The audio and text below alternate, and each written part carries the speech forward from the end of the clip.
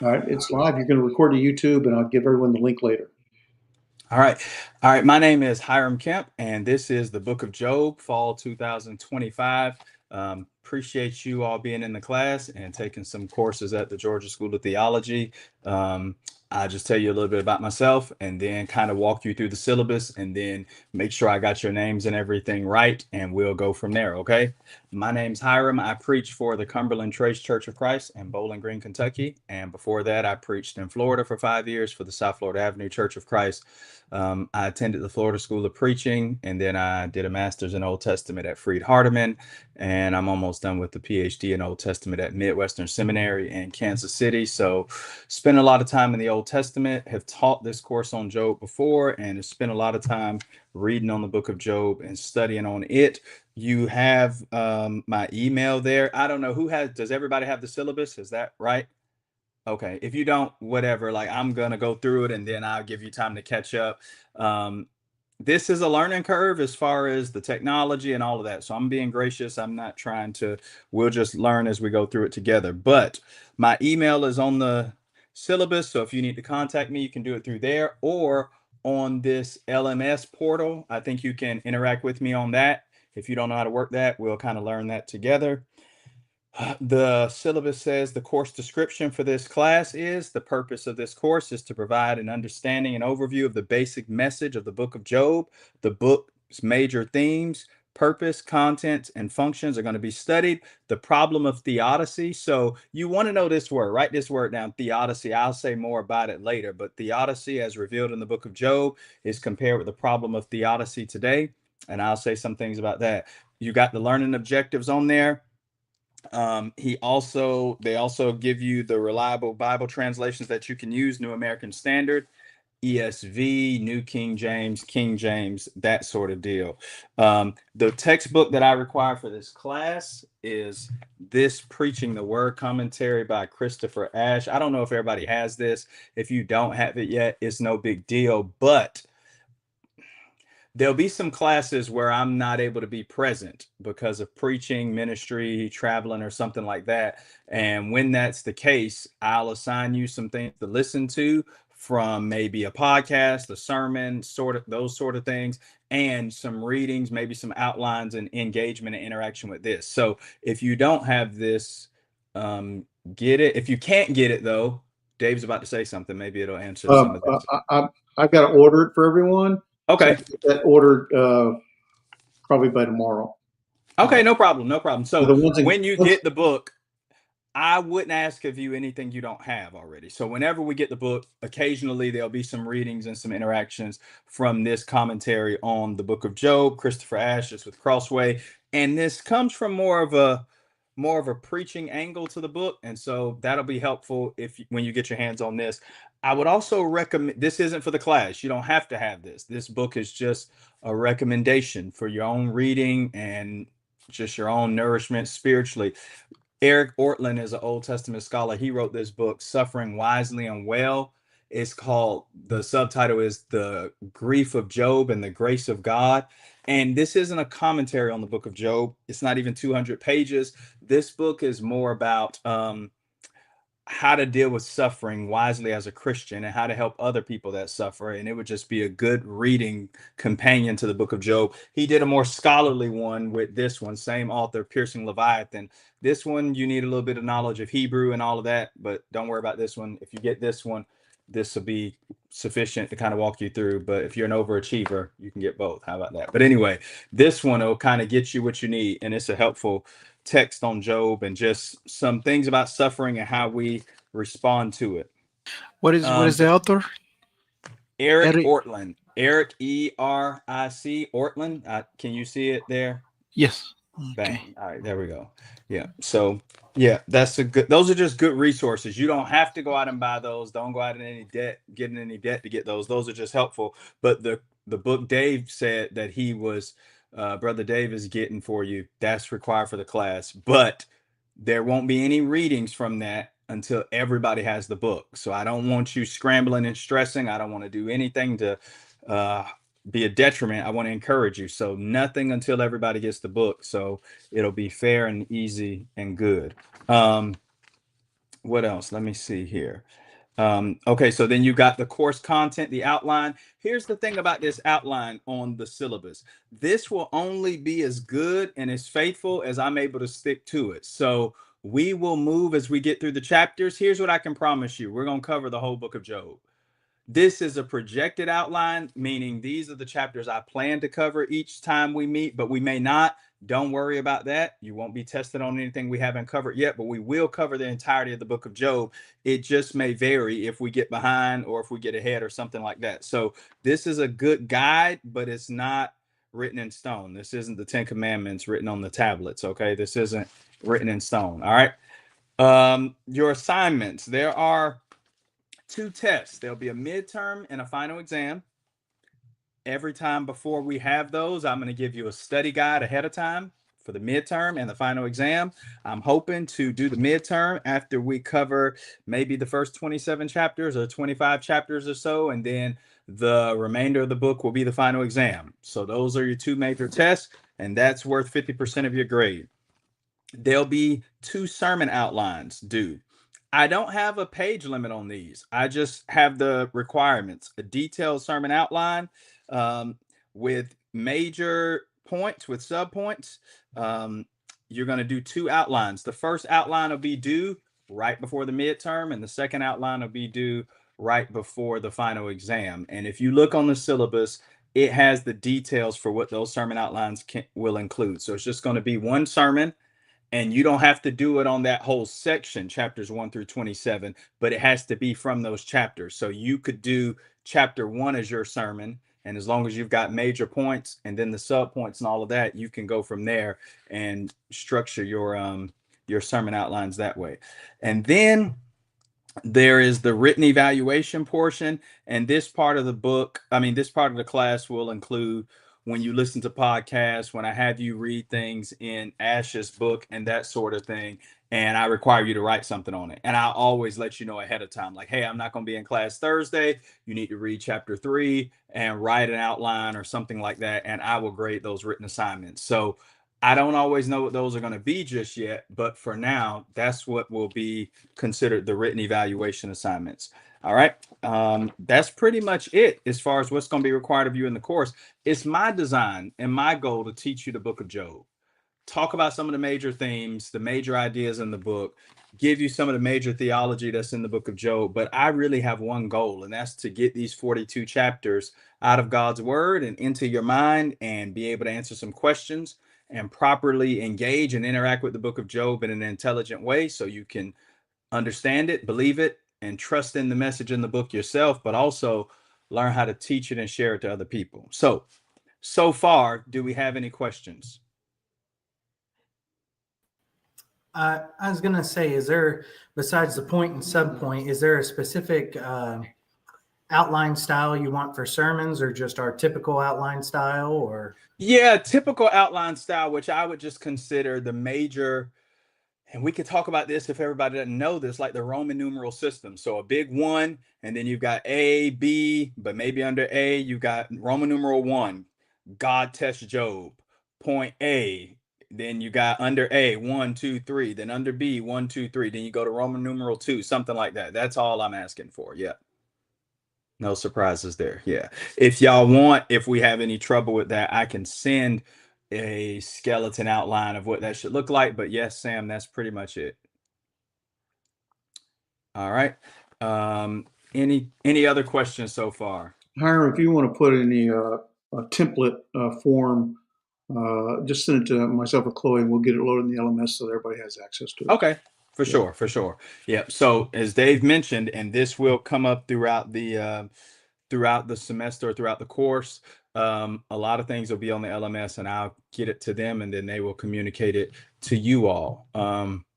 Anything else so far? Any other questions on the syllabus or anything about the assignments? Yes, if you can show again the book, it's like the blue.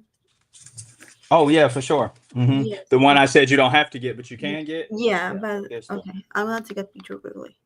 Yeah. All right, thank you. Yeah.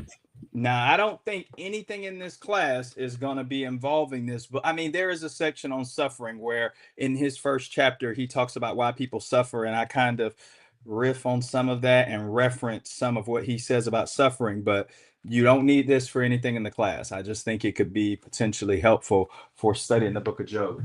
Let's see. All right. Now, let me go through the names. I see David is here. I see, and I already know everybody who Dave says not here. How do we pronounce this? Gracia? Grecia. Grecia. Mhm. Grecia. All right, good. Grecia. Then we got Mario, Sam, and Sergio. That's it? All right, good. All right, well, let's get started then. The Old Testament is divided into several different sections. Okay, the Old Testament is divided by ancient Hebrew people into 3 sections. They would consider it the law, the prophets, and then the writings. And if you have a Hebrew Bible like this, it's typically divided into this kind of a division. So they would start over here. This is the Torah, and then this is the Nevi'im, and then the Ketuvim. That's the law, Torah. Nevi'im is the Hebrew word for prophets, and then Ketuvim is the writing. So when you open up a Hebrew text, the way they view their Bible is you got the law of Moses, and then you've got the prophets, Isaiah through Malachi, and everything else is in that section known as the writings. This is important because the law of Moses was given to teach people God's standards, to give them the history of the nation of Israel, how they became a people, and what God expected of them. And so when you read books like Exodus and Leviticus, and especially Deuteronomy, it's given them the instruction. And that's the way the word Torah probably is best translated, rather than just thinking about law and legislation. The Old Testament Torah was about instruction. It involves some legislation, it involves law like we have in our countries, but it wasn't just law. It was instruction for how to live, how to treat people, how to treat property, what to do if somebody mistreats you, what do you do about loans and money and finance. That was the whole purpose of the Torah. The prophets were God's spokesmen, and the prophets revealed God's message to the people. The prophets didn't always predict the future. A lot of people think about prophets, and the first thing they think about is the predicting the future, right? They think about what's going to happen at the end. But many of the prophets primarily spoke a message to the people in their day and in their time. In Amos chapter 3 and verse 7, the prophet says, speaking on behalf of God, God says, I don't do anything unless I reveal my secrets by my servants, the prophets. And so the prophets were God's messengers to the people. And then you've got the writings. So if you write, let me draw something on a piece of paper. Maybe draw a triangle on a piece of paper. If you're writing on paper, I don't know if you are or not. I'll just write this down and then I will show it to you so you can see it. But this was primarily how the Old Testament system worked. And I'll tell you why this matters in a minute. I don't know if y'all can even see this little diagram here that I got. Can you see that? At the top of this triangle, I have God, and then you have the prophets, then you have the people, and then on this side, you have the priest. The reason why I did this is because God often gave his message to the prophets, right? So on your right side of your triangle, you can write the prophets. God would give his message to the prophets. The prophets would give the message to the people. And whenever the people realized they were in trouble and they needed to repent, they would go to the priest, who would offer up a sacrifice or worship, and he would give it up to God so that the people could be on good terms with God again. This is the cycle of Old Testament relationships.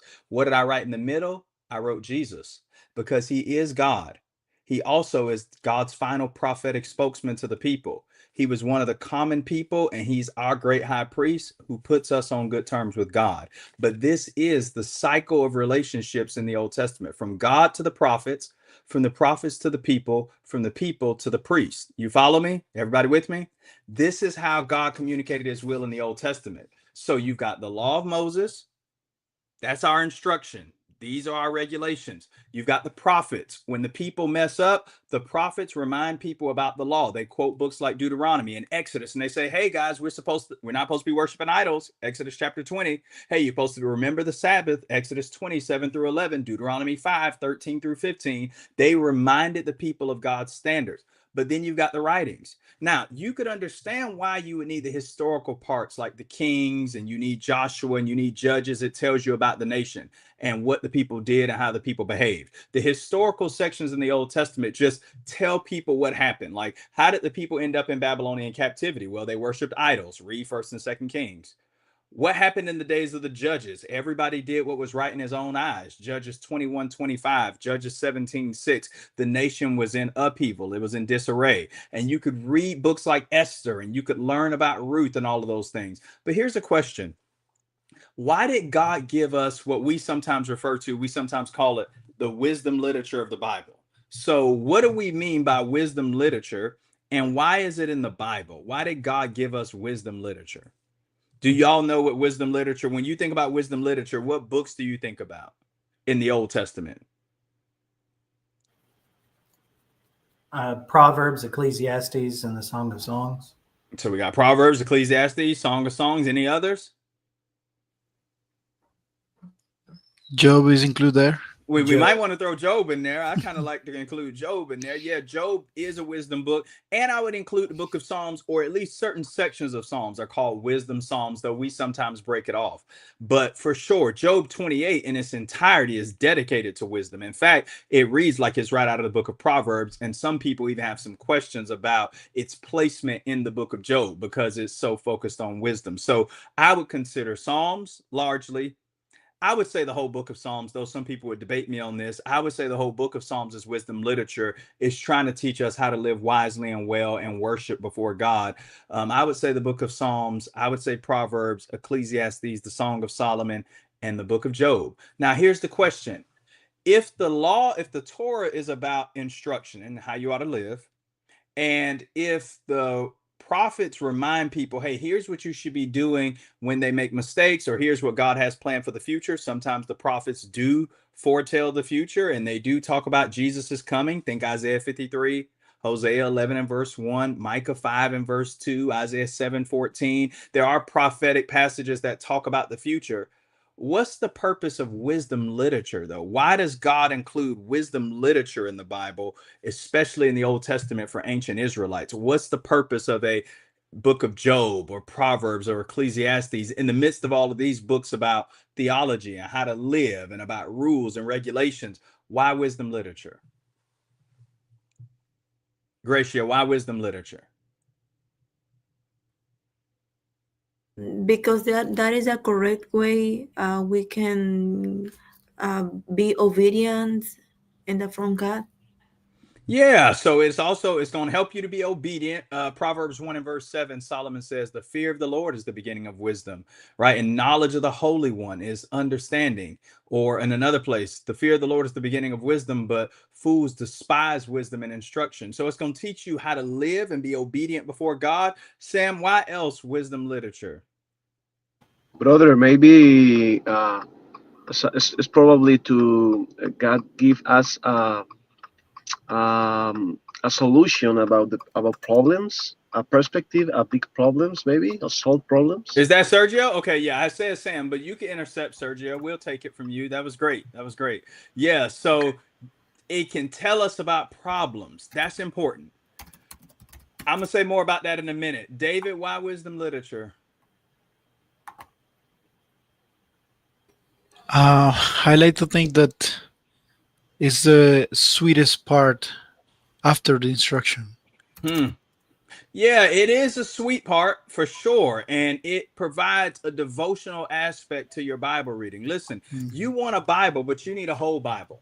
You don't just need a Bible with rules and regulations. You need a Bible that teaches you about worship, about praise, about thoughtfulness, right? About gratitude, about decision making. So it is a sweet part of the Old Testament. A lot of people that haven't spent time reading the Old Testament kind of view it as dry or boring or non-interesting. But wisdom literature shows that couldn't be true at all because of its richness and its depth. Samuel, why wisdom literature? I guess for the quote unquote normal man, I guess normal Israelite in their day-to-day lives, how to properly use the teachings and other writings of the laws, as well as the words of the prophets in their own life. That's right. So you've got the law in Genesis through Deuteronomy, right? But then you've got to figure out, how do I get this lived on a day-to-day basis? Karl Barth said, it's not just about getting the doctrine right. You also have to get the doctrine lived. And sometimes we preach sermons and we hear lessons. And what do we always pray? What do we always say? Help us live this in our daily lives. Help us to put this in our daily lives. Well, wisdom literature says you're going to go out and live your daily life. You're going to go to your job. You're going to go to your factory, and you're going to face circumstances and situations. And what should you do? Well, you should do what the law says, but there are different circumstances that come up, and God hasn't told you in every single detailed circumstance what you should do and how you should respond. Wisdom literature kind of puts work clothes on the law. It puts work clothes on these materials so you know how to go out and live it. So when you go to the market, when you go out to your job, when you go fishing, you got all of these passages and proverbs rolling around in your mind. And when circumstances or situations come up, you can remind yourself, oh, yes, this is how I should treat this person. Oh, yes, that's right. This is why I should do this thing. Because life doesn't come at us just in black and white. Wisdom literature helps us to make good, wise, and righteous decisions on a daily basis when it's not so easy. So you need to know this part for a test. Here's some of the reasoning behind some of the books.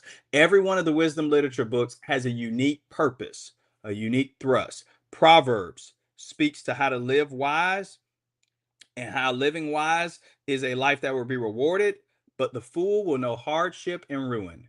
So the book of Proverbs is about living righteously, living wisely brings a reward. But if you live like a fool, you'll know hardship and ruin. You'll be punished. Good afternoon, Christopher. Good to see you. We're kind of just getting into the introduction part of the class. And I know it'll be on YouTube for y'all to watch again later, to watch back to some of the introductory stuff. But I'm kind of going through the wisdom literature books right now and talking about why every book is in the Bible, especially wisdom literature, and what its purpose is. So you need to know this basic information on these books. Proverbs, wise living leads to reward and fruitful living. And foolish living leads to hardship and ruin. Number 2, Ecclesiastes. Ecclesiastes shows how the world under the sun doesn't always make sense. The key is to enjoy the blessings that God gives, to fear God and keep his commandments. So Ecclesiastes shows life under the sun, life in this universe doesn't always make sense the way we want it to. But we can enjoy life's blessings, Ecclesiastes 2:24, Ecclesiastes 9 and verse 9, and a bunch of other passages like Ecclesiastes 5. And keeping God's commandments, that's the key to life. That's what Ecclesiastes is primarily about. The Song of Solomon is about the blessing of love and companionship that God provides to his people in marriage and how to enrich their lives and live properly in the marital arrangement. So the Song of Solomon is primarily about the blessing of a loving marriage, what God provides, and how that is a blessing to our lives. The book of Psalms is a manual on prayer and praise and worship. And then last but not least, the book of Job. The book of Job challenges how God runs the world and how things work out in the world. The book of Job is not going to answer all your questions about why humans suffer. I know some people think the book of Job is going to answer that, but the book of Job doesn't. The book of Job is about a specific man's suffering and the things he underwent. And it's about how God runs his world and whether God is trustworthy in the way he does it and whether we can trust the way he handles things. Samuel, go ahead. Could you repeat that one more time? The book of Job, a challenge on how God runs his world and how things work out in the world. So the book of Job is about how God runs his world and how things work out in God's world. And if you think back to the opening chapter in the book of Job, that's really where all of this begins. That's where it all starts, right? You've got the adversary saying to God, you just pay Job to do good, and Job is obedient because everything's going his way, but take away his good things and he'll curse you to your face. So the book of Job is about how God runs his world. One of the key themes in the book of Job is God's justice is on trial. And the major question in the book of Job, from the adversary to Job to the friends, is this: is God doing things the right way? That's what one of the major themes in the book of Job is. Is God doing things the right way? The adversary, the Satan, the accuser in the beginning, he's questioning the way God's treating people. Job is questioning the way he's being treated. In chapter 9, he says, God, you set me up for target practice. Pick on somebody else. Look away from me. Curse the day of my birth, Job chapter 3. The friends they've got all kind of warped views about God. And at the end of the book in Job 42, God shows up and says, Job 42 and verse 7, Eliphaz, you and your friends have not spoken what's right concerning me as my servant Job has. Go to him and have him offer sacrifice on your behalf. He'll pray for you. I'll heal and forgive, right? And so the friends have warped views about God, and God finally speaks up for himself in chapters 38 through 42 and helps us to get a picture of who he truly and clearly is. So the book of Job is primarily about God's justice, how God runs the world, and is God getting the world right in general. All right, so the book of Job is primarily about a man named Job. Some people wonder if a man named Job really existed. Sometimes people come to the book of Job and they say, maybe this isn't a historical account. Maybe this is more of a fictional account that just kind of teaches us some lessons. But the Bible refers to a man literally named Job. Look at Ezekiel 14. Go to Ezekiel 14. And in Ezekiel 14, God's speaking about the wickedness of the people and about his desire or his failure to want to pardon them, right? He doesn't have this desire to pardon and forgive these people because of their wickedness. And I'm in Job 14, and I will start reading in verse 12. Job 14 and verse 12. Job or Ezekiel? Ezekiel, I'm sorry. Ezekiel 14. I just want to make sure. Ezekiel 14 and verse 12, about God's lack of desire to spare Jerusalem. It says in verse 12, the word of the Lord came to me, son of man, when a land sins against me by acting faithlessly, and I stretch out my hand against it and break its supply of bread and send famine upon it and cut off from it man and beast. Look at verse 14.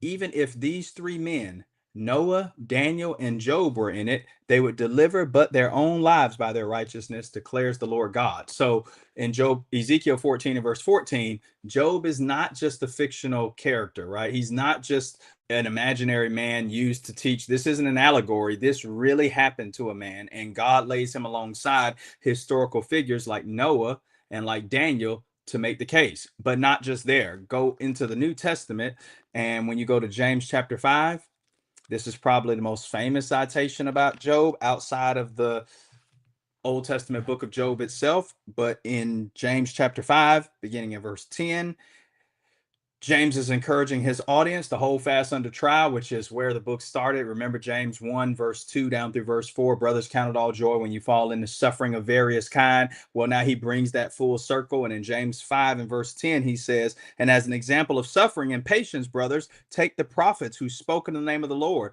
Behold, we consider those blessed who remain steadfast. You have heard of the steadfastness of Job, and you have seen the purpose of the Lord, how the Lord is compassionate and merciful. So he says, hey, you know about Job. Evidently, Job's a real person, because James says, hey, Job, you remember his hardship and suffering, and you've seen the end of the Lord, how God is gracious and merciful. It's interesting. We talk about the patience of Job, and while James mentions that, his focus is ultimately on God's long-suffering nature. So we read the book of Job and we talk about Job being patient under trial, but it's also about God being patient with Job and all of the wild things people are saying about him throughout this book, and God being patient and sitting silently for all of these chapters as all of this works out. So the New Testament also verifies that Job was a real historical person. Who wrote the book of Job?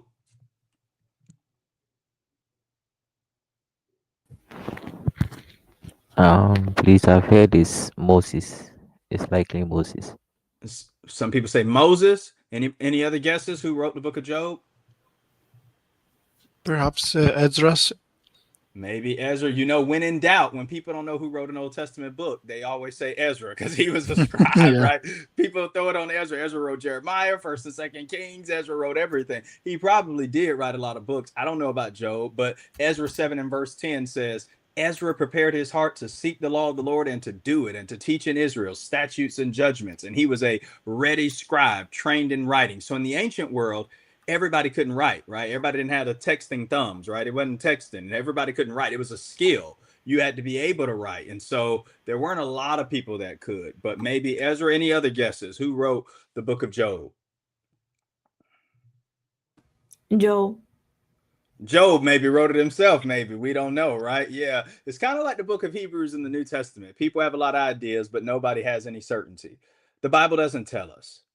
conservative estimates say maybe it was Moses because of, and I'll talk about some of the events in Job that lead us to think this, because of the time period in which it took place. But then the Hebrew of the book of Job is some of the most difficult Hebrew in all the Old Testament. I've read Job in Hebrew for the most part, and it is extremely difficult. A lot of the words in Hebrew in the book of Job only appear here. So when you run across them, you need a Hebrew dictionary next to you, no matter how good your Hebrew is, because Job just uses words that they may be like Akkadian loan words from another ancient Near Eastern language or something like that, but we don't have any other reference to many of these words in the Old Testament. So Job is very difficult Hebrew, and I'm not saying Moses couldn't have written it. I'm just saying it's very different from everything else we've got from Moses, from Genesis through Deuteronomy and even Psalm 90. But Sam, go ahead. Could that be because some people think that Job's one of the oldest books of the Bible? So is it like an older form of Hebrew or something? That's a along good those question. lines? Well, what people think is the oldest form of Hebrew, just as a quick aside in the Bible, is really Judges 4 and 5 with the Song of Deborah. That reflects an older form of Hebrew. Job's Hebrew is challenging, not because it's archaic, just because it's rare. It's rare. It has this rich flavor of poetic terminology like Proverbs, but it uses some rare words and some long words. And it could be because of the ancient nature of it. But a lot of people think because of its association with wisdom, it was written in the Solomon era and time period. But there's some discussion about exactly when that took place and when it was written. But here's the point. The book of Job is inspired of the Holy Spirit of God. 2 Timothy 3:16 and 17. And here's what we should always keep in mind about Bible books. If it mattered for our interpretation to know exactly who wrote it, God would tell us. And sometimes God doesn't include that information so as not to distract from the information that's being given and recorded in the book. And so Job, it doesn't really matter who wrote it in the sense of the male authorship or the human authorship. We know the divine authorship has its stamp of approval on it, and we should read it from that vantage point. So 2 Timothy 3:16 and 17 says, all scripture is God breathed and is profitable for doctrine, reproof, for correction, for instruction in righteousness, that the man of God may be complete, thoroughly equipped for every good work. Dave, go ahead. I want to ask you a question, brother. I've been listening and I really enjoyed it. Could it be that some of the rare words that Hebraic words that Job used is a result of maybe some of the unique nature of the book itself, its focus? That's a possibility. The only issue is like Proverbs, for example. Proverbs has some unique words as well, but here's what I think. There's no other book like Job in the Bible. So that is for certain. The dialogue, but there are common themes in Job that are talked about elsewhere, like wisdom and just various terminology for God. And it's just not used anywhere else, like in an entirety of the Old Testament. So sometimes there are these long praise sections in the book of Job that resemble the prophets, like Isaiah or somebody else. The author of Job just doesn't use any of those similar words that we might be familiar with. Now, Proverbs has some very difficult sections in Hebrew when you get past chapter 10, but even in Proverbs, there are words that are familiar to us. I'm in Proverbs like 11 right now in Hebrew, and there are words that you look them up in a lexicon and there's, okay, well, this word does appear 4 or 5 other times. Job has a lot of what they call hapax words, like a lot of them. And so I don't know. There could be a lot of what y'all are saying that's right about that. I don't have the answers. God didn't shoot me a text and tell me. So I don't know who wrote the book of Job, but there's a lot of possibilities. We just don't know for sure, or I don't know for sure. But here's what we do know. The book does not mention Israel. It doesn't appear to have a setting in Israel. Job, so far as we can tell, was not an Israelite. Go to the book of Job and notice chapter 1 and verse 1. Job chapter 1 and verse 1 says this about Job. There was a man in the land of Uz whose name was Job, and that man was blameless and upright, one who feared God and turned away from evil. So according to Job 1 and verse 1, where is Job from? Uz. Uz. Great. Where is Uz? I was looking at a map, and some people said that it was the same area, Jerusalem area or Judea area. Okay, yeah. Go to Jeremiah chapter 25. Go to Jeremiah 25 and notice what Jeremiah is saying. Now in Jeremiah 25, he's talking about the years of captivity that are coming, right? He's talking about the days of captivity that are on the way. And Jeremiah 25 and verse 20, he was from Uz, which might have been in Edom, to the east of the promised land. If you read Jeremiah, somebody get there and read Jeremiah 25 and verse 20. The first person that gets there can read that.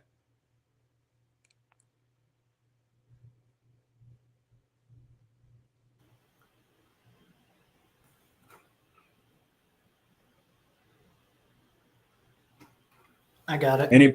Yeah, go ahead. And all the foreign people, all the kings of the land of Uz, all the kings of the land of the Philistines, even Ashkelon, Gaza, Ekron, and the remnant of Ashdod. All right. And so you see some things being said here about the cities of Judah, the Pharaoh in Egypt, the land of Uz, and then you have it near all these Philistine nations. Now go to Lamentations chapter 4. Right after Jeremiah, go to the book of Lamentations. And when you get to Lamentations chapter 4, David, can you read verse 21? Lamentations 4 and verse 21. Sure. Rejoice and be glad, O daughter of Edom, that dwellest in the land of Uz. The cup also shall pass through unto thee. Thou shalt be drunken, and shalt make thyself naked. All right. So if this is in the land of Edom, you've got some Israelite relationships because Esau is Jacob's brother and there's some kind of familial ties there. But it appears that Job's not an Israelite and Job's friends are not Israelites. And we know that for a fact, right? Eliphaz, the Temanite, he's from Teman, Zophar, the Naamathite, and then you've got Bildad, the Shuhite, and then you've got Elihu. He's the only one with the Hebrew name, but he doesn't say anything that would let us know if he's an Israelite or not. But the book of Job seems to not take place in Israel so far as we can tell. Also, there's no mention of the law of Moses or anything about keeping the law or the Torah in the book of Job.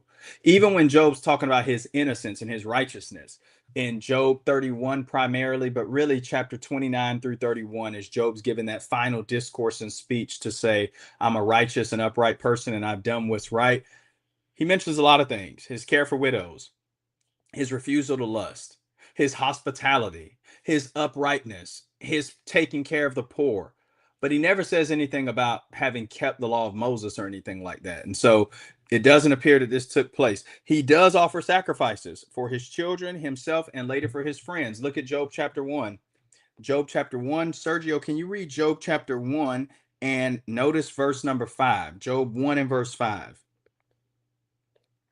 Okay, 1 second, brother. Job chapter 1. Job chapter 1 and verse 5. Yes, sir.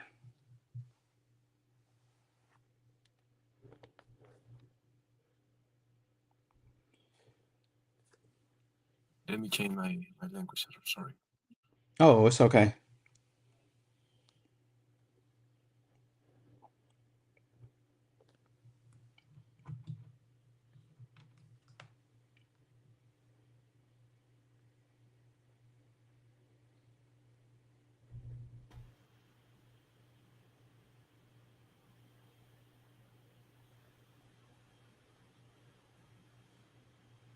Brother Hiram, Uh-huh. I have a question after the reading, if that's okay. For sure.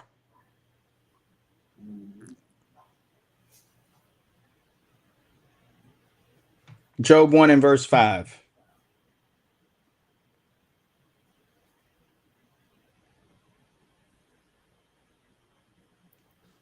Is he frozen? I don't know. I'll read this one. Yeah, I think he is. It says, and when the days of his feast had run their course, Job would sin and consecrate them. That's his children. He would rise early in the morning and offer burnt offerings according to the number of them all. That is his children. For Job said, it may be that my children have sinned and cursed God in their hearts. So in Job 1 and verse 5, he offers sacrifices for his children. And then if you go over to Job 42, go to Job 42. This is after God appears, rebukes the friends, questions Job. Job 42 and verse number 7. The Lord spoke these words to Job. the Lord has after the Lord has spoken these words to Job, the Lord said to Eliphaz the Temanite, my anger burns against you and against your two friends, for you have not spoken of me what is right, as my servant Job has. Now therefore take 7 bulls and 7 rams and go to my servant Job and offer up a burnt offering for yourselves, and my servant Job will pray for you, for I will accept his prayer not to deal with you according to your folly, for you have not spoken of me what is right, as my servant Job has. So Eliphaz the Temanite and Bildad the Shuhite and Zophar the Naamathite went and did what the Lord had told them, and the Lord accepted Job's prayer. So here you have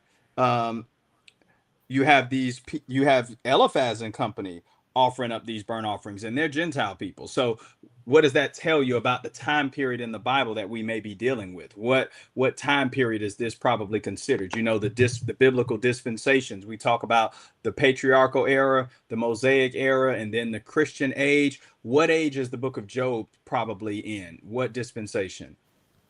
Patriarch. Yeah, I think it's before Mosaic age.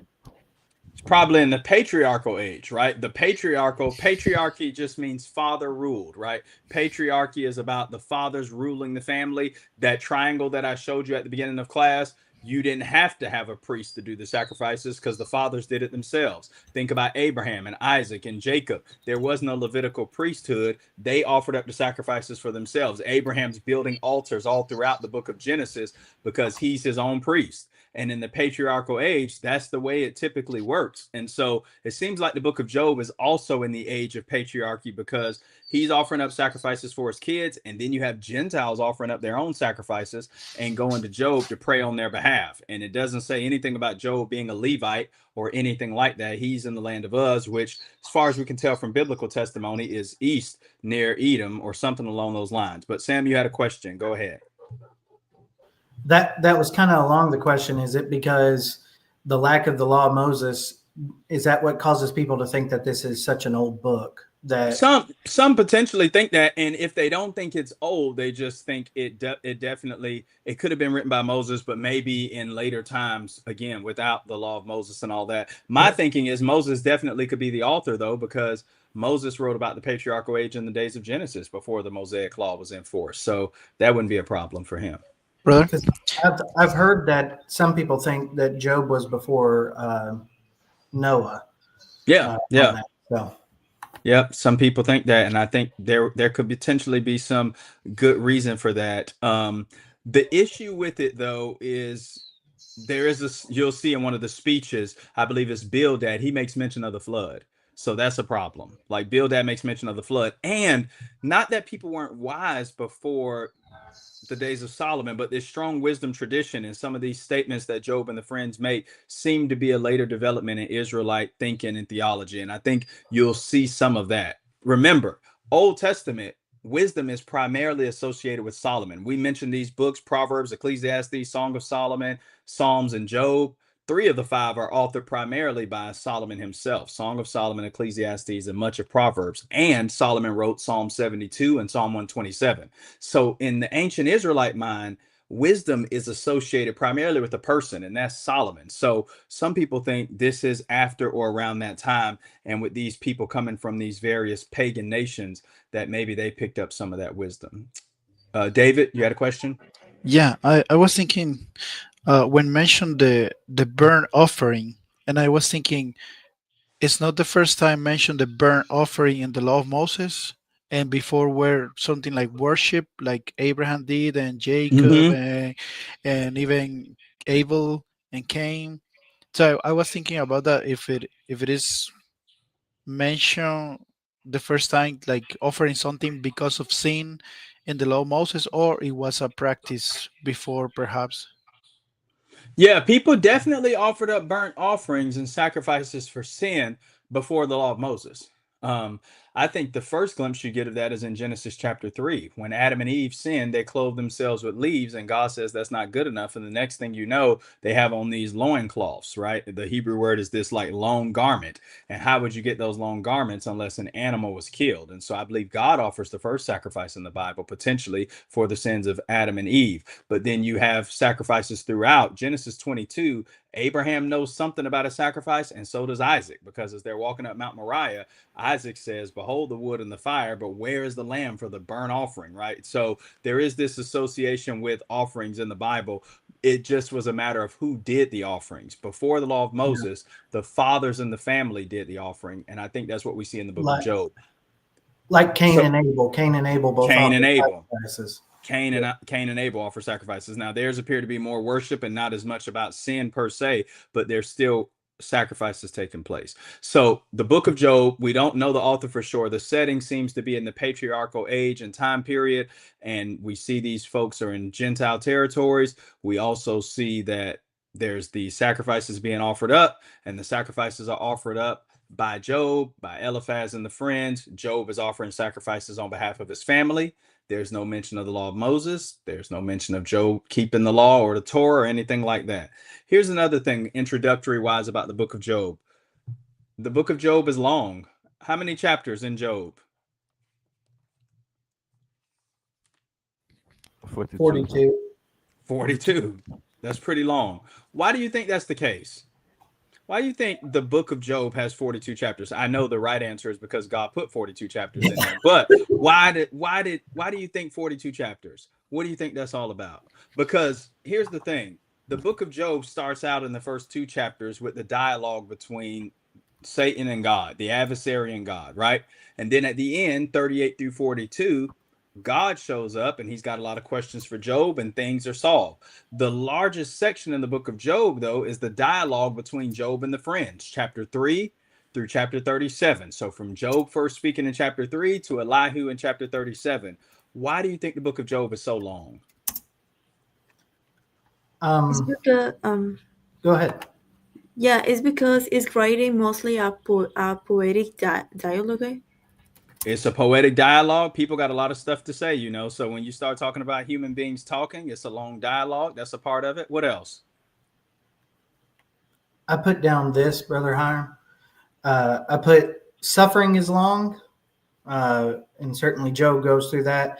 God's patience is long, and I think to some degree Job's is as well. So the long patience of God and those who follow after him.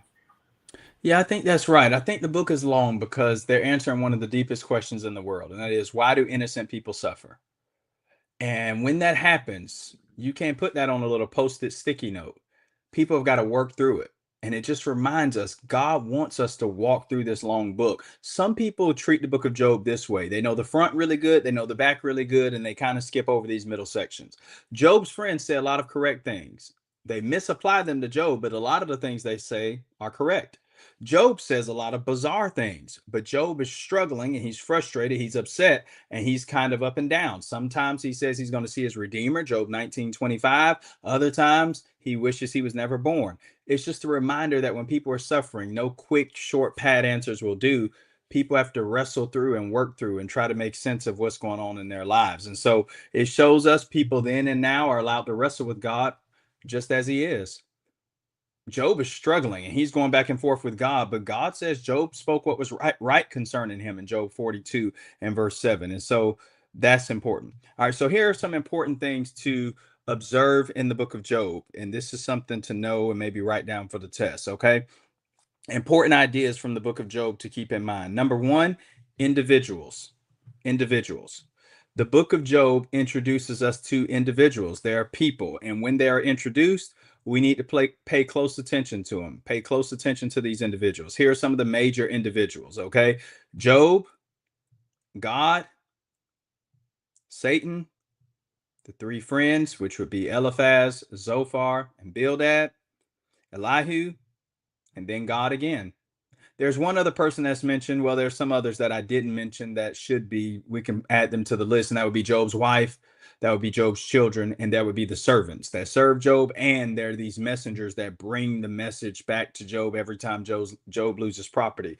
But the book of Job deals with these individuals. Characters are introduced to us regularly as they show up in the book, and we should pay attention to them. Second thing important in the book of Job, Job is a work of poetry. Job is a book of poetry. Hebrew poetry is not like English poetry, right? And English poetry and in other languages today, people try to rhyme words. Hebrew poetry is about rhyming thoughts. It's parallel thoughts. They stack thoughts on top of each other. And a lot of times in Hebrew poetry, when there's this parallel idea, the second line isn't just re-saying what's in the first line, it's trying to say it even stronger or intensify it, right?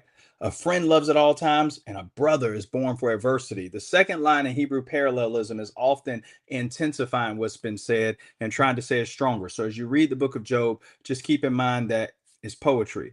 Number 3, Hello. another important thing about the book of Job is the context in this book is key. Hello. That's true Can in you every, please repeat the definition for poetry?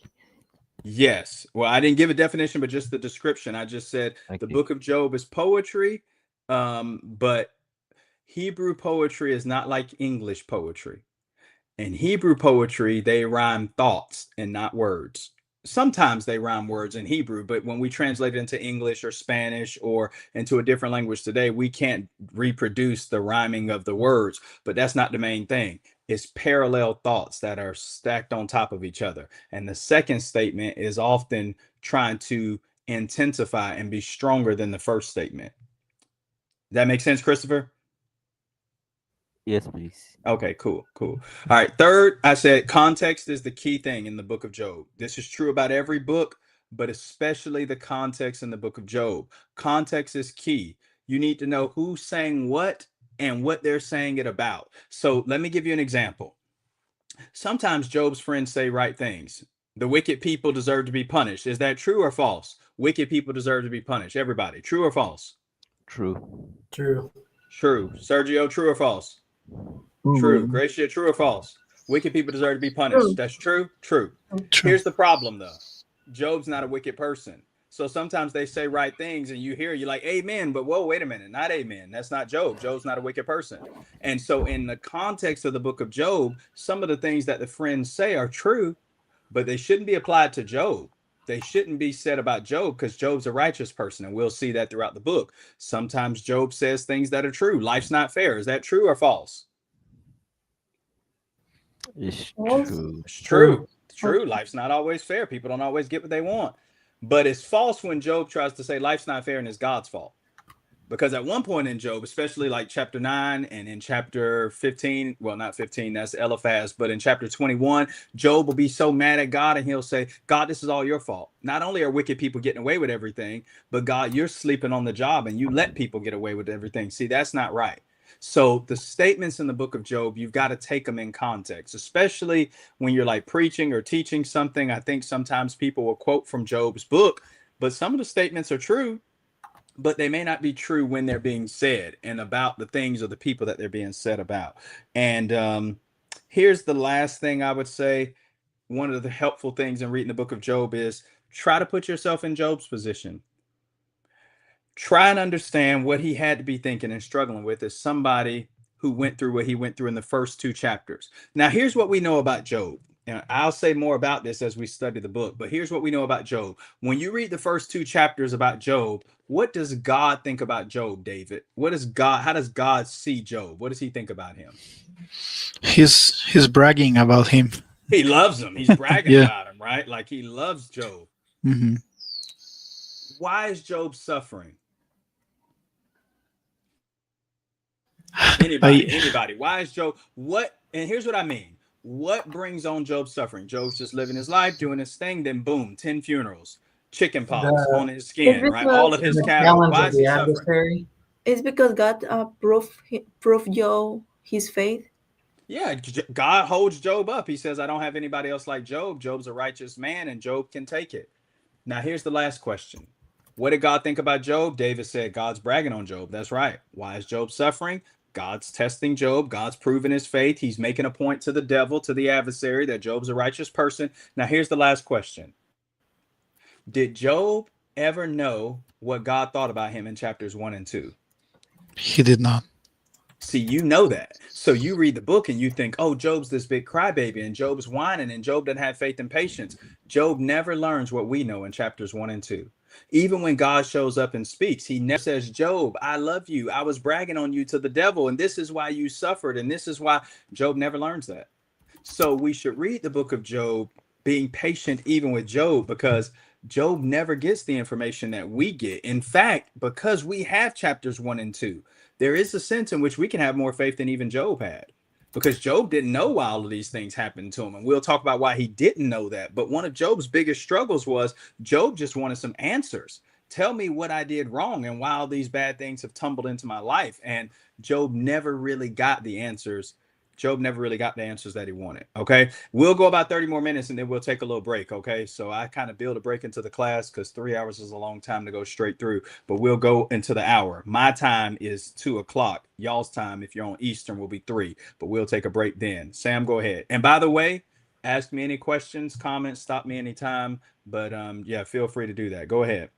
Doesn't that apply as far as Job not knowing really how those who might be suffering need to read the book, because we don't know everything, but we kind of get an insight to what God might think of those who are faithful to him, as far as in that sense.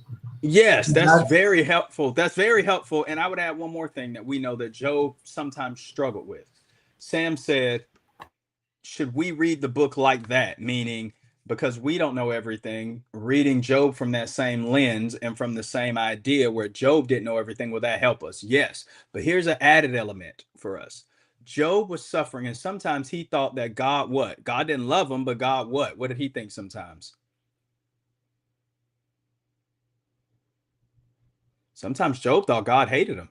He thought God was so angry with him. You'll see as we go through some of these chapters, and this is what I mean about Job. Sometimes we skip around and people haven't really read some of the vile things that Job says as he's upset. Job sometimes thinks God hates him.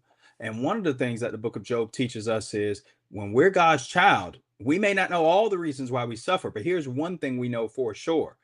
It's not because God doesn't love us. It has nothing to do with God's love. That's a guarantee. And the book of Job teaches us we are beloved and we may suffer for a lot of reasons, but it's got nothing to do with God's love waning for us or God's love declining for us. God loves us to the skies. And Job didn't know that. I mean, he didn't understand all that was going on. But Sam, you're right. That same approval, that same appreciation that God had for Job, he can have for us, and to an even greater degree because we're in Christ, right? We're clothed with Christ, Galatians 3:26 and 27. And because of that, there's a stamp of approval on us that I would argue is higher and more excelling than even what Job understood in the age in which he lived. So yes, we can read it from that vantage point for sure. So here's some of the key ideas in the book of Job. Here's some of the key ideas. Again, these are some of the things you got to write down. These are some of the key ideas in the book of Job. The first one is theodicy. Theodicies. Theodicy is spelled this way: Theo Dicy. Theo Dicy. I looked, I went through all of the notes on the LMS that Dave is talking about last night, and he has some things on theodicy in there. So if you get on the LMS, the learning module, the portal, you'll see some of the notes on there about theodicy, and I might put an article or two in there as well. But theodicy, what does theodicy mean? Does anybody know theodicy? Theodicy. Anybody know? This is a definition for theodicy. You need to know. Theodicy is a defense of God's goodness in a world of evil, pain, and suffering. Theodicy is a defense of God's goodness in a world of evil, pain, and suffering. That's what it is. And the book of Job helps with that, because Job's wondering, how can God be good when I've done everything right and I'm suffering? Do you think people still think like that today? I'm a good person. Why am I suffering? A lot of people today don't believe in God because of this issue of evil, pain, and suffering.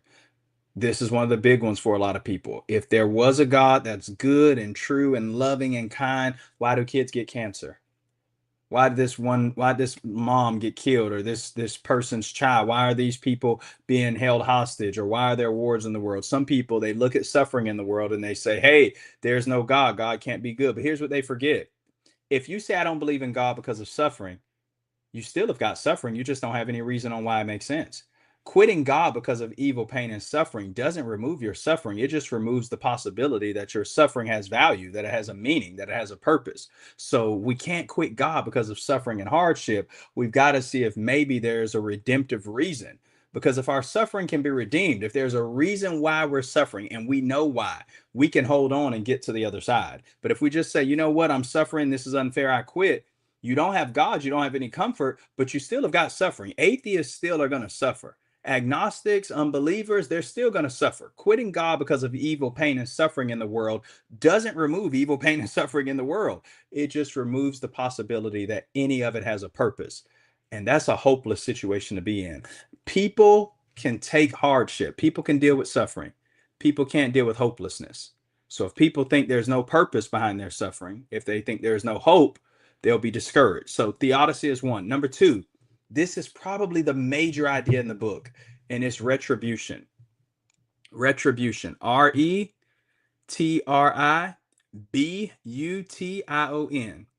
RETRIBUTION. Retribution. Retribution. What is the retribution principle? This is the biggest idea in the book. If you get this, you'll understand really the large part of the whole book of Job. The retribution principle is this: good people in the world get good things. Bad people in the world get what kind of things, Sergio? What do you think? We have bad people in the world, so that They get bad things. That's how most people think the world works. if there's a good things too. Yeah, they do. But Job's friends, this is how they've got the world set up. Good people get good things, bad people get bad things. That's how they thought. The retribution principle says you reap what you sow. Question: is that true? Good people get good things and bad people get bad things? Not all No. the time. It's not all the time. Anybody else? Somebody And say not all the time. Yeah, sometimes the people is in the world, they reject God, and we can see that people have a good job, so they have a good family, and sometimes the people who is a Christian and believe in obedience with God, they are suffering because, um, for example, in the church, we have brothers and sisters speak our us. So that's the example. Sometimes we are trying to be good with God, but we are still suffering. Sam, good point. I think when it comes to worldly things, as far as the sufferings of the world and everything getting good and bad, it comes upon all of us. But then again, when it comes to God's judgment, the good get the good and the bad get the bad, according to God's judgment. Yeah, but yes, that's right. But leaving God's judgment aside for a minute, on a daily basis, good things sometimes happen to good people. Mhm. You do good things happen to you. Bad things happen to bad people, but not all the time. And that's the problem. Job's friends have this neat little world where they think if you did good, good things will happen. If you do bad, bad things will happen. They show up at Job's house. All of his property is destroyed. All of his children are dead. Job has all of these sores on his skin. Bad things are happening to Job. So, what do you think? Because they believe in the retribution principle. What do you think they think is true about Job? Job must have done something what? Something wrong. He did Something something bad. wrong. And if you think like that, your life's always going to be upside down too. It works both ways, right? Some people, they don't trust God, they don't obey God, and good things are happening to them. Good things they think are good things. And as they feel like they're blessed in the world, they think, I don't have to obey the gospel and become a Christian. God's blessing me. Look at the money I have. Look at the house I have. Look at the car that I have. They think the retribution principle justifies their behavior. And they're saying, hey, I'm in a good position. If God wasn't pleased with me, why would I have all of these things? And then you've got people in the other way. When they're suffering, they think, I must have done something terrible because God's getting me back for something. And the book of Job destroys both of those ideas. Dave? No, I just wanted to thought it is not just the retribution principle, but it's the degrees in that. Okay, man, he must have been really bad. Yeah. Versus, yeah, I was a little bad. So it's the degrees of retribution principle associated with that as well. Yeah. I mean, they take it to the nth degree and they say not only is Job suffering, but Job's suffering terribly because of the things that he's done. And that's evidence that Job's done terrible things. Right. If you approach life through that prism, you'll be confused all the time. You'll think as you're suffering, God must be upset with you. And think about the people in the Bible who suffered, who God loved the most. Job. Paul had a thorn in the flesh, 2 Corinthians 12, and he begged God to take it away, and God did not. You think about people like Joseph. God, you meant it for evil, but God meant it for good. Genesis 50:19-21. And think about Jesus. Though he was a son, he learned obedience through the things he suffered, right? And being made perfect, he became the author of eternal salvation to all those who obey him. Hebrews 5:8-9. So those are people who did exactly what God wanted them to do, and yet they suffered. And then there are all kind of wicked people in the Bible. People like Nebuchadnezzar, people like Pharaoh, right? People that succeeded and were wealthy and were prosperous. And so sometimes the wicked will suffer, but sometimes the wicked prosper.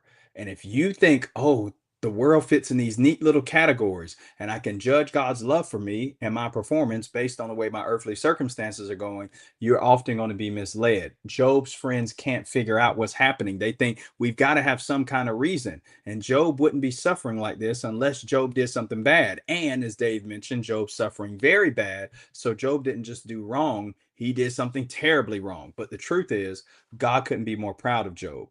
Here's another major idea in the Brother, book. Go ahead, David. real quick about retribution. And that happens sometimes. I have seen that when people is prosper and they obey the gospel and they start suffering and see some difficult things, and that is really difficult for them because they see I was better, I was enjoying more when I was was better out there. before I got baptized. That's right.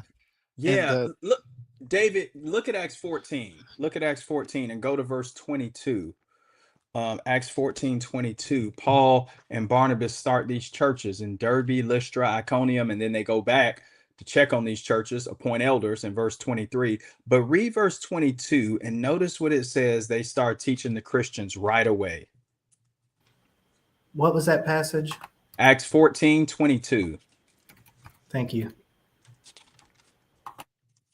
it says, confirming the souls of the disciples and exhorting them to continue in the faith, and that we must, through much tribulation, enter into the kingdom of God. See, much tribulation. Let's do one Mhm. more. Go to John 16. John 16, and Samuel, this time you read John 16 and verse 33. John 16 and verse 33. Yes, sir.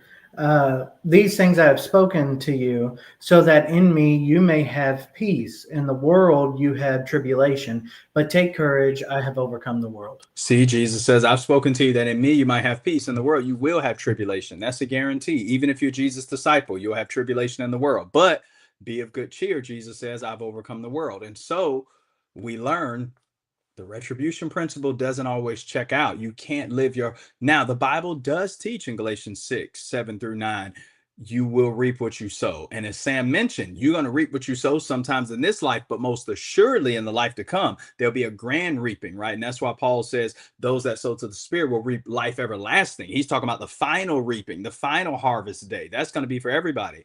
But in this life and life under the sun, God doesn't always pay his accounts right now.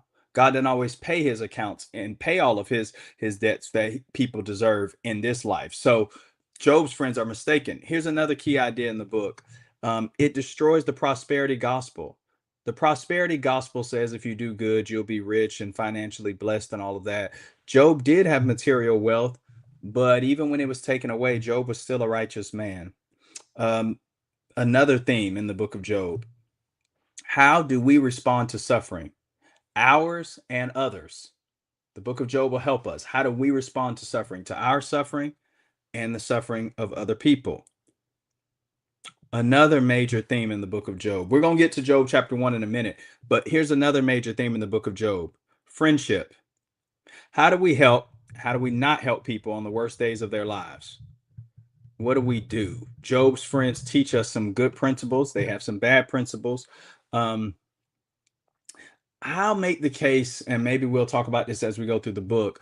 Job's friends maybe are the best friends in the Bible. I know people say Jonathan a lot, but I think Job's friends, even with all of the mistakes they make, are probably the best friends in the Bible. And I think that's why they argue the way that they do, because they're so close to Job. And really, at the end of the book of Job, Job doesn't get his stuff back until he prays for his friends. There's something to be said about friendship and what the book of Job teaches us about good and close friends. And so that's one of the major themes in the book. The book of Job deals with how God will ultimately deal with suffering and evil in the world. People wonder, how is God going to deal with all the evil and suffering in the world? When is God going to make everything right? We're tired of seeing people suffer, tired of death and injustice and mistreatment and sin. And the book of Job kind of lets us in on how God's going to deal with that. And then here's another one. Why do humans serve God? And is God worth serving? That's a major theme. Because the adversary says that Satan says in this book that Job only serves God because he's getting these benefits from God. And then in Job 1 and verse 9, Satan says, does Job serve God for nothing? And the question is, will people serve God for nothing just because he's God? Or do we always have to be getting something?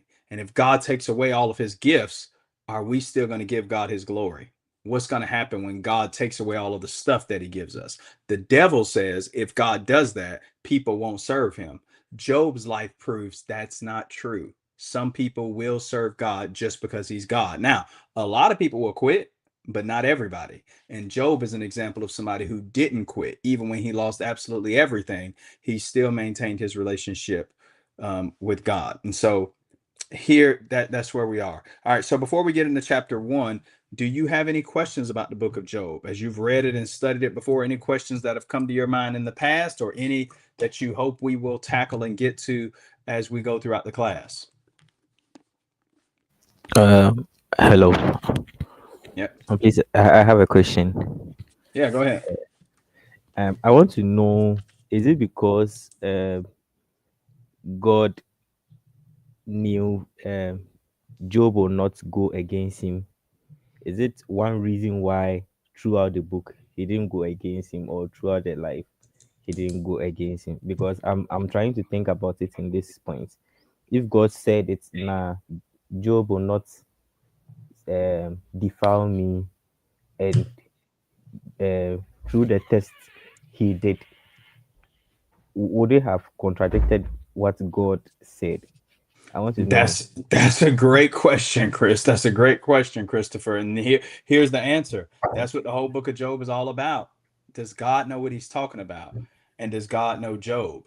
God didn't make Job remain faithful, but God knew that Job would. God knew that Job would not curse him, that Job would hold fast. And if Job would have cursed God, yes, it would have made God wrong on this occasion, and that would be a problem. But that didn't stop Job from saying all kinds of things. God just knew that no matter what happened, in the very grand scheme of things, in the end, Job was going to hold faithful. Job was not going to deny faithfulness to God. So that's ultimately that's what God was talking about. Job's not going to give up. But yes, God's integrity is on the line in the book of Job, and he places it on the line with trust that Job won't let him down. So just think about this. How much confidence did God have to have in Job to put all of that on the line and say, Job's not going to disappoint me no matter what happens? Sam? Could it also be with going through suffering, if we're going through suffering, and I don't want to put it down, because I know when people are going through hurting, we might say things that we don't mean, might say things just out of anger, or just in the effect of hurting kind of thing. But I guess to help the sufferer to know that, hey, even though we're going through this, that God's got a plan. God knows what we can handle and what we can't handle. So I guess trusting in God's omniscience, I guess, and knowing the forethought and knowing the end result would help the sufferer. As far as in learning in Job, God knows that Job is going to make it to the end without cursing him. Would that help the sufferer, I guess, someone who is suffering and reading this in their own life? The answer to that question is yes and no. Obviously, in the grand scheme of things, yes, if somebody's suffering, to read the book of Job and to see, hey, in the end, everything works out. God's omniscient. God does all things well. God has a plan. Look at what happened with Job. That's faith building and that's helpful. But here's a question. Show of hands. Anybody in this class ever suffer? Did you like it? Did you go read the book of No, Job? No, you didn't read the book of Job, no. even though you knew the book of Job was true. Sufferers aren't always interested in, oh, give me this true, deep biblical theology. Sometimes people that are suffering, they just kind of have to work it out and go through it. So there are times when referencing those truths are helpful, and there are times when they're not. Just give you one example, Sam. And we're going to talk about, I'm going to have a section in the class on how to help sufferers, what's some bad things we shouldn't do biblically, what are some good things we should do. But just take for an example, a person has children. I've got 2 children. God forbid if something were to happen to my daughter, I lose my daughter or my son. Oh, I know about heaven. I know all the promises of Jesus. I know there's going to be a resurrection. I know there's going to be a grand reunion. All of that's great. I'm looking forward to that no matter what happens. That doesn't remove the sting from people right there in the moment. You get what I'm saying? So in the big picture, Job and Romans 8:28 and the book of Revelation and all of these promises are true. And they do provide eternal comfort. 2 Corinthians 1 talks about the comfort that God gives us. All of that's true. But in the heat of the moment of people suffering, none of those promises remove the pain of the suffering. Jesus knew when he died on the cross that he was going to be raised the 3rd day. He knew that for a fact. He had been saying that his whole ministry. And still in the garden, what did he pray? I don't want to do this. If it's possible, let this cup pass from me, even knowing how it's all going to work out, knowing that the pain wasn't going to last forever. Jesus still knew this. And here's what we need to remember. Pain is pain. It doesn't matter if you know you're going to get through it. It doesn't matter if you can see through the other side. You can persevere, but pain is pain. It really doesn't matter if you can see how it's going to end up on the other side. And things do hurt us. And Jesus knew that, and he understood that about the cross. He didn't give up. He persevered. And as you mentioned, it can help us get through. But I wouldn't show up to the hospital with ready copies of the book of Job when people get certain diagnoses and things and say, hey, take a bite out of chapter 1 and 2 or chapter 42. It's going to all work out in the end. Because as people are in the midst of suffering, what they really need is probably what Job's friends provided when they first showed up. And that is just you to be silent, to be present, to be there for them. Because otherwise you might seem like you don't care, you're out of touch, and you're just preaching to them when pain is pain. Pain is hurting. You know, Jesus knew the book of Job probably by heart, right? He knew a lot of the Psalms, but when he was hurting, he still was hurting. Same thing with Paul, who wrote a lot about heaven, but still was struggling and wanted that thorn in the flesh removed. Paul didn't say, well, what's the thorn? I mean, I'm going to heaven when it's all said and done. It didn't know. He besought the Lord 3 times, 2 Corinthians 12 and verse 7. Sergio, go ahead. Yes, brother. I was thinking in when Jesus mentioned to the apostle in John 16. So in the world we have afflictions. So, but we need to believe in God, because it's important to pass any suffering, any proof, and Mm-hmm. Jesus repeat in Matthew chapter 5 in the blessing. You know, That's Don't right. forget That's that. right. Yeah. That's a good point. Matthew 5, 10 through 12 does say, blessed are you when you're persecuted and men say all kind of things falsely about you for my name's sake. All of those blessings are still true. And yet suffering still is a real reality that people go through. So that's basically what I want to do as far as the introduction. Let's take a little break and then we will get back on and I will begin in Job chapter 1. Let's get back on, I will say, at 3:15 your time, 2:15 my time. Take a 15-minute break, stretch your legs and such, and then we will get right back on and get to it. Okay. All right. Thank you. Thank you, brother.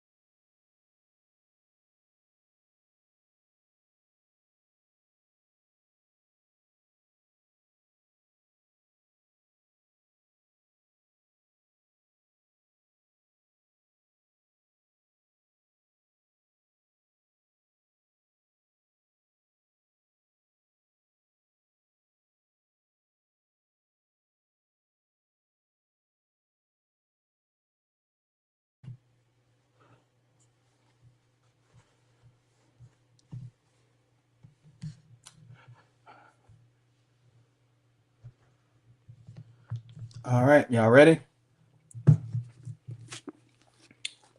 All right, I think we're ready. Let's try to get into Job chapter 1, okay? We'll try to see what we can do as far as getting through Job chapter 1 and Job chapter 2 today, or how far we get. But let's start with Job 1, 1 through 5, and the man known to us as Job, because that's how these first 5 verses come at us. They introduce us to the person of Job, and it reads this way: There was a man in the land of Uz whose name was Job, and that man was blameless and upright, one who feared God and turned away from evil. There were born to him 7 sons and 3 daughters.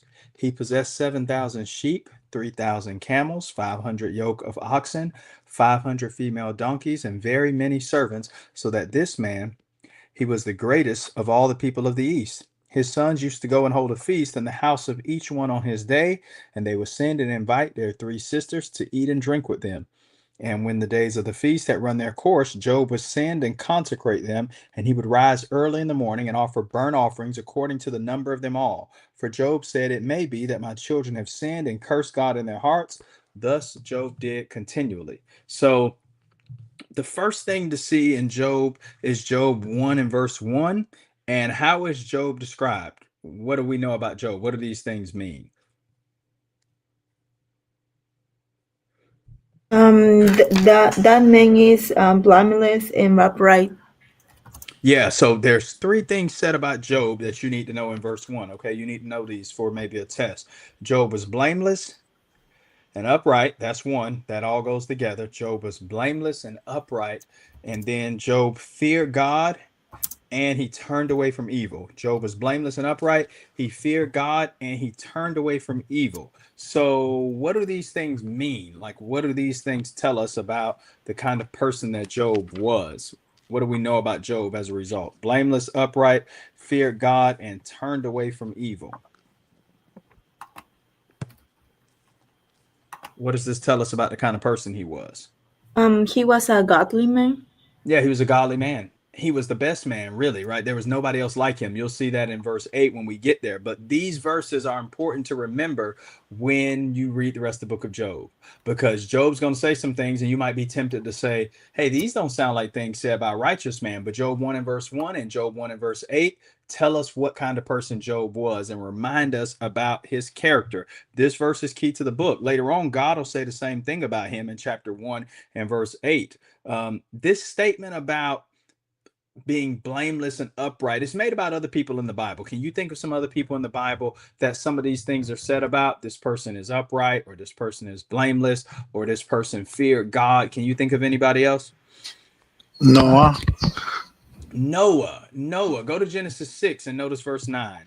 Genesis 6 and verse 9. So Genesis 6 talks about the sinful times in which Noah lived, the wickedness of the people. In Genesis 6 in verse 8, though, it says, but Noah found grace, or Noah found favor in the eyes of the Lord. And then verse 9, these are the generations of Noah. Noah was a righteous man, blameless in his generation, and Noah walked with who? Noah walked with God. That's what you see. Here's the interesting thing about Job 1 and verse 1, though. Job is said to be a blameless and upright man who feared God and turned away from evil. Those statements about Job are found in the Bible, in the ancient Hebrew Bible, Old Testament, about other people. Other people are said to be blameless. Other people are said to be upright. Other people turn away from evil, and other people even fear God. But Job's the only person in the Old Testament that all of those things are said about. Job's the only one in the Old Testament that has all of those descriptions said about him. So he's held up as a righteous and good person. The point is, Job was right within, that is blameless and upright, and he feared God and turned away from evil. Job was right above. So Job was right in his person as an individual, but Job was also right above, meaning Job was also right with God. So both of those phrases, right? Blameless and upright, that's how he treated people. That's the kind of person he was in his day-to-day interaction. Fear God and turned away from evil, that's about how God viewed Job from heaven's perspective. And in every way you can think of it, Job passed the test. He was a good and upright man. And so there's a statement from the rabbis which says his within was like his was with his without. His within was like his without. Some rabbis talk about that, meaning a person is on the inside what they appear to be on the outside. That was true about Job. Why does this matter? Because the Bible is showing this is a man who's about to go through extreme suffering. and he was also extremely righteous. How righteous? There was nobody else like him in the whole world. So Job's going to go through extreme suffering unlike anybody else in the Bible, but at the same time, the Bible starts off by showing us there's nobody else like Job in the entire world. So Job had his life in order. Look at Job 1 and verse 1. Notice Job had his relationship with his God, and then we read about Job's family, and then we read about Job's stuff. Job had his priorities in order. Verse 1, Job had his relationship right with his God. Verse 2, Job has his family. And then in verse 3, Job has his stuff. Some people get it mixed up, right? They put their stuff first, and then their family, and then God. For Job, is God, family, and then his material belongings. And when his priorities is right, Job was right. Matthew 6:33 says, seek ye first the kingdom of God and his righteousness, and all these things will be added to you. One of the things that was true about Job is Job had his priorities in order, and so it changed everything about the way he lived and the way he engaged and interacted. What did Job do for his children? And what does this tell us about him as a person and as a father? What does the first 5 verses say that Job would do for his children, and why? He would offer sacrifices for them in case they had sinned or done something against God. What does that tell you about Job as a person? He, I guess, realizes human faults, that we have the potential to be at fault against God. Or okay, yeah. So Job knows sin's a real problem, right? There's not a just person on the earth who always does good and doesn't sin. Ecclesiastes 7:20, 1 Kings 8:46 says there's nobody on the earth who always does what's right and never sins. So Job realized the potential and the possibility for sin. That's true. But what else? What else do we learn about sin or about Job from Job offering up these sacrifices on behalf of his children? It's in verse 5. Job would send and consecrate them and rise early in the morning and offer burnt offerings according to the number of them all. For Job said, it may be that my children have sinned and curse God. This is also the Hebrew word for like bless God, used euphemistically, like a figure of speech, right? They would curse God in their hearts. So Job did this. So what else do we learn about Job? Job knew about sin, but what else? We can see he was spiritually responsible. He was. Job, in Genesis 18 and verse 19, it says that God knew the ways of Abraham and what kind of man he was, and that he would command his household after God. But when Job shows up, Job is so conscientious. Job is so righteous and wanting to do the right thing that just in case his children might have sinned in their heart, he wants to offer up a sacrifice for them just in case. Job doesn't just want himself to be right with God. He wants that. That's Job 1 and verse 1.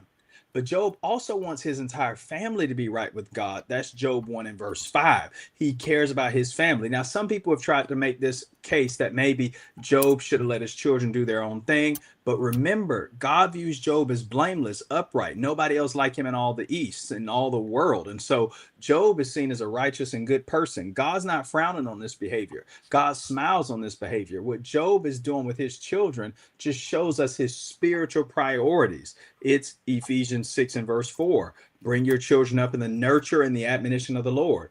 It's Proverbs 23 and verse 26. My son, give me your heart and let your eyes observe my ways. Job's being an example before his children so they'll know what life's all about. And he's doing this just in case any of them sin. Now, here's one more thing. Look at verse 5. What's the last part of verse 5 say? And what do you think this tells us about Job? The last part. The last phrase in verse 5 says what? Thus Job did continually. What does that mean? That it wasn't just a one-time thing, one and done, or every now and then. That's right, Samuel. This was Job's regular way of life. So Job was upright, feared God, turned away from evil. He had this many flocks and camels and herds. He had children. He would offer up sacrifices in case any of them cursed God in their heart. And then the text says Job did this all the time. And Go ahead.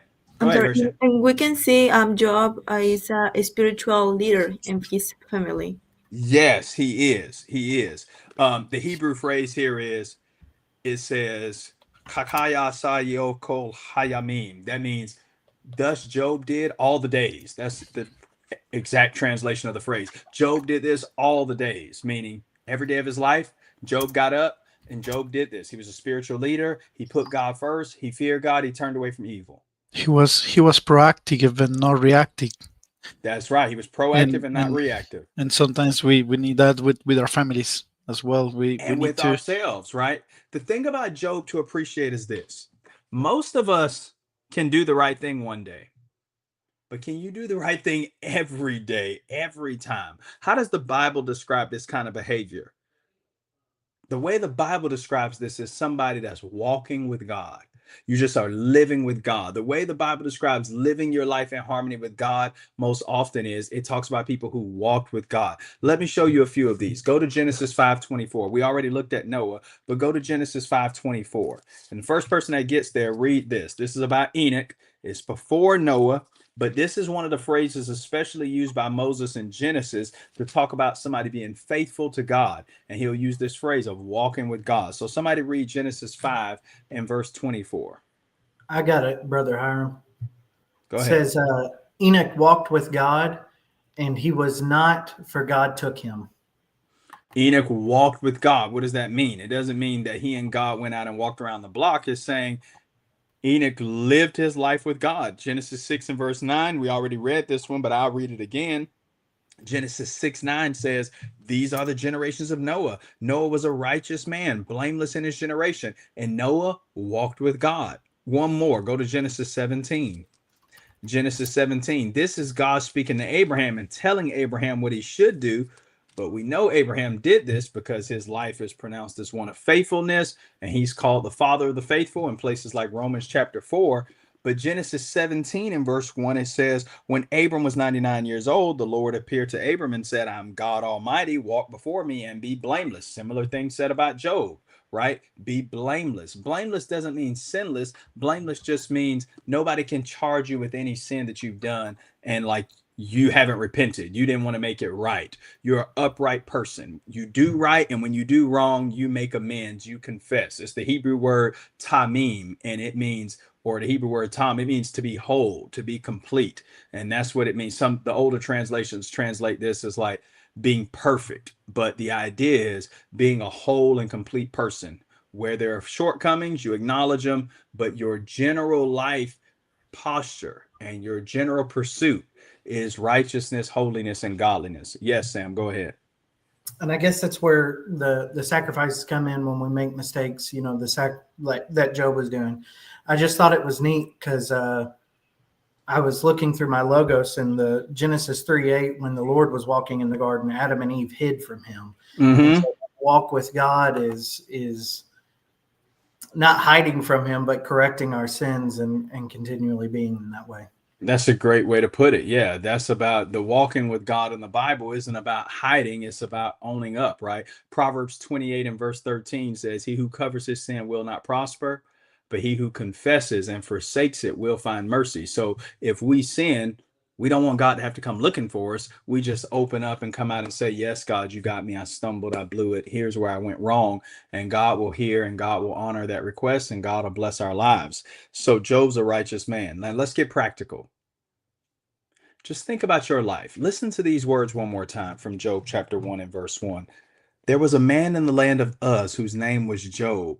That man was blameless and upright, one who feared God and turned away from evil. If somebody was writing a biography about Gracia or David or Samuel or Christopher or Sergio or Hiram, how would your biography open? What would people say about you first thing? See, for Job, the first thing that was said about him was, this is a man who loves God and puts God things first. First thing that was said about Job wasn't his job or what he did for a living or how much money he made or any of those things. The first thing said about Job is, this is a spiritual man that cares about spiritual things and that has spiritual priorities. This is a man who had his life in order. And that's all any one of us could ask. And so at the end of the day, this is what we want said about us. Now, let's look at the invitation to test Job. That's Job 1, 6 through 12. And it reads this way. Now, there was a day when the sons of God came to present themselves before the Lord, and Satan also came among them. The Lord said to Satan, from where have you come? Satan answered the Lord and said, from going to and fro on the earth and from walking up and down on it. And the Lord said to Satan, have you considered my servant Job, that there's none like him on the earth, a blameless and upright man, one who fears God and turns away from evil? And then Satan answered and said, And then Satan answered the Lord and said, does Job fear God for no reason? Have you not put a hedge around him and his house and all that he has on every side? You have blessed the work of his hands, and his possessions have increased in the land. But stretch out your hand and touch all that he has, and he will curse you to your face. And the Lord said to Satan, behold, all that he has is in your hand. Only against him do not stretch out your hand. So Satan went out from the presence of the Lord. So this is the invitation to tempt or to test Job. Job is righteous and upright, and he's gained the attention of the heavenly courtroom. So we don't typically refer to it this way, but the Old Testament does make mention of a sort of divine council. That is this divine courtroom. I know we don't think about it this way, but in the Old Testament, there are these pictures of like a divine courtroom. God's on the throne, and you've got these various heavenly beings that do, angels and others who approach God, and there is this divine courtroom. Some of the places where this occurs is like 1 Kings chapter 22. Go over there. Let me show you. 1 Kings 22, because that's what's happening in Job 1. There's this divine courtroom, and people come in with their complaints, and God answers them. But 1 Kings 22, this is when Ahab and Jehoshaphat want to go to Ramoth Gilead, and they want to get a piece of property that they think belongs to Israel. They want to go in battle. And Jehoshaphat says, we should probably talk to the Lord about this. And one of the prophets named Micaiah says, don't go into battle. But Ahab still wants to go anyway. And so Ahab wants his false prophets to tell him, God says you all can go to Ramoth Gilead and be successful. Here's what happens in 1 Kings 22, starting out in verse 19. It says, and Micaiah said, therefore, hear the word of the Lord. I saw the Lord sitting on his throne, and all the host of heaven standing beside him on his right hand and on his left. And the Lord said, who will entice Ahab that he may go up and fall at Ramoth Gilead? And one said one thing, and another said another. Then a spirit came forward and stood before the Lord, saying, I will entice him. And the Lord said to him, by what means? And he said, I will go out and be a lying spirit in the mouth of all his prophets. And he said, you are to entice him, and you shall succeed. Go out and do so. So in this heavenly courtroom, these angels say, we'll go be a lying spirit in the mouth of one of Ahab's false prophets. If he wants to be lied to, he'll reap what he sows. I'm just showing you there's this heavenly council where this courtroom happens, and these individuals are dialoguing with God in the heavenly realm. Go to the Psalms. This happens in several of the places in the Psalms. Go to Psalm 29. Psalm 29 and verse 1.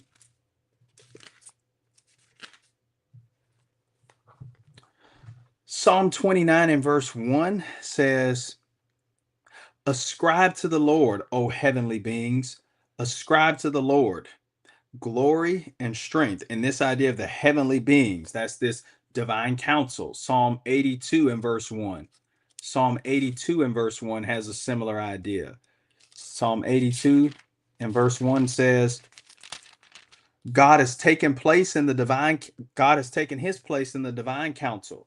In the midst of the gods, he holds judgment. Or Psalm 82 and verse 6, I said, you are God, sons of the Most High, all of you. And you'll see a similar thing in Psalm 89:6 and Psalm 89:7. And so in the Old Testament, there is this like divine courtroom, and these heavenly beings come in, and God holds court, and they'll bring up things to him, and they'll ask questions or they'll make assertions. So there's one individual here referred to in verse number 6 as Satan. In Hebrew, though, it's not a proper name. It's a description. It's Hasatan, which means the Satan. In Hebrew, this phrase is used in various places. It's not just about the devil. It's talking about the person who is the adversary. And he comes into the camp, and the English Bible fast forwards this person to the Satan and the devil in the New Testament. And this might be the devil. This might be the Satan. I believe it could be, but it doesn't have to be. I like to refer to him as the Satan because that's how the Hebrew text refers to him, the Hasatan. That's who he is, right? The Satan. So if you think this is the devil, at least here's a few things to think about, okay? If you think this is the devil in Job 1, here are just some things to consider. I'm not saying it's not, but here's some things to consider. Number one, if this is the devil, how is he in heaven? If this is the devil, how does he come into the direct presence of God? And then if this is the devil, in all of Job and his friends' arguments and comments, they never say that Job could be suffering because of the devil. They never bring that up. They say Job might have sinned. They said Job says God's picking on him, but nobody ever says, hey, it's the devil. The devil's tempting Job. So for whatever reason, that's not one of the things they say. It's at least interesting to know. It doesn't have to be the devil. The phrase Hasatan is not a name, it's a title, which means the adversary or the accuser. And it's used in other places in the Old Testament, like Numbers 22 and verse 22, 1 Samuel 29 and verse 4, and Zechariah chapter 3 and verse 1. And so could be the devil. I believe it possibly is, but I'm saying it doesn't necessarily have to be. It just means the accuser. All right, any questions on that?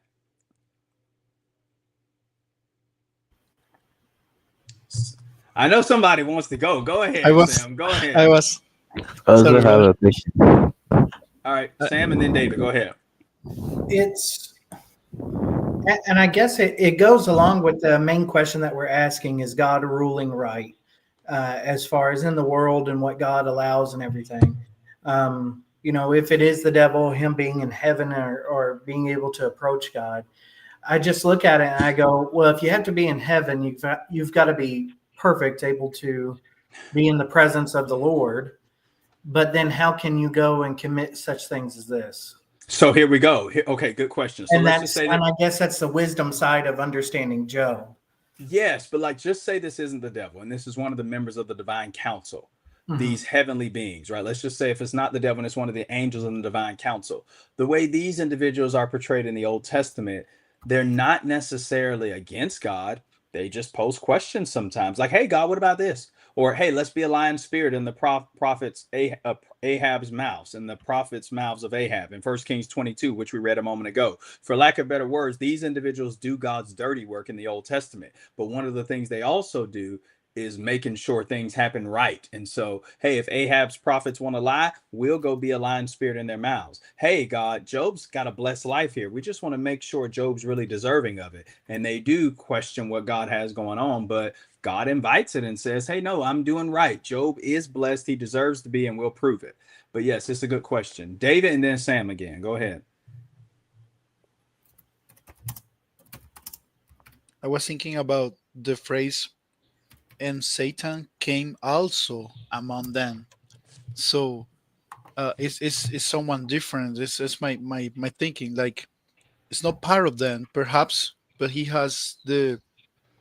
Well, here's the question. That's a good question. But here's the deal. This Hasatan, the Satan, he can be in the divine council, but he has a specific role in the divine council. You get what I'm saying? And so if somebody said, oh, the whole class was gathered and David came also among them, that wouldn't mean you're not in the class. It would just be highlighting you as one of the students in the class, right? If somebody was saying, hey, Shadrach, Meshach, Abednego, and then they had a brother named Sam, and Sam also came among them, that doesn't mean that Sam is not one of the brothers. It's just highlighting him also being among them, right? The sons of God are the angels, but this heavenly council could be highlighting one figure. Again, I believe it's the devil. It just doesn't have to be, though. And saying, like, if somebody said in the Old Testament, in the New Testament, for example, the apostles are gathered together and Judas was also among them. That doesn't mean Judas isn't an apostle. It doesn't mean he's a separate person. It just means in addition to the 12, Judas came among them on that occasion, and is highlighting something special about Judas. The Bible talks that way all the time. So it doesn't necessarily mean there was them and then there was this individual and he was separate. But even if you still got the devil in heaven, which is crazy.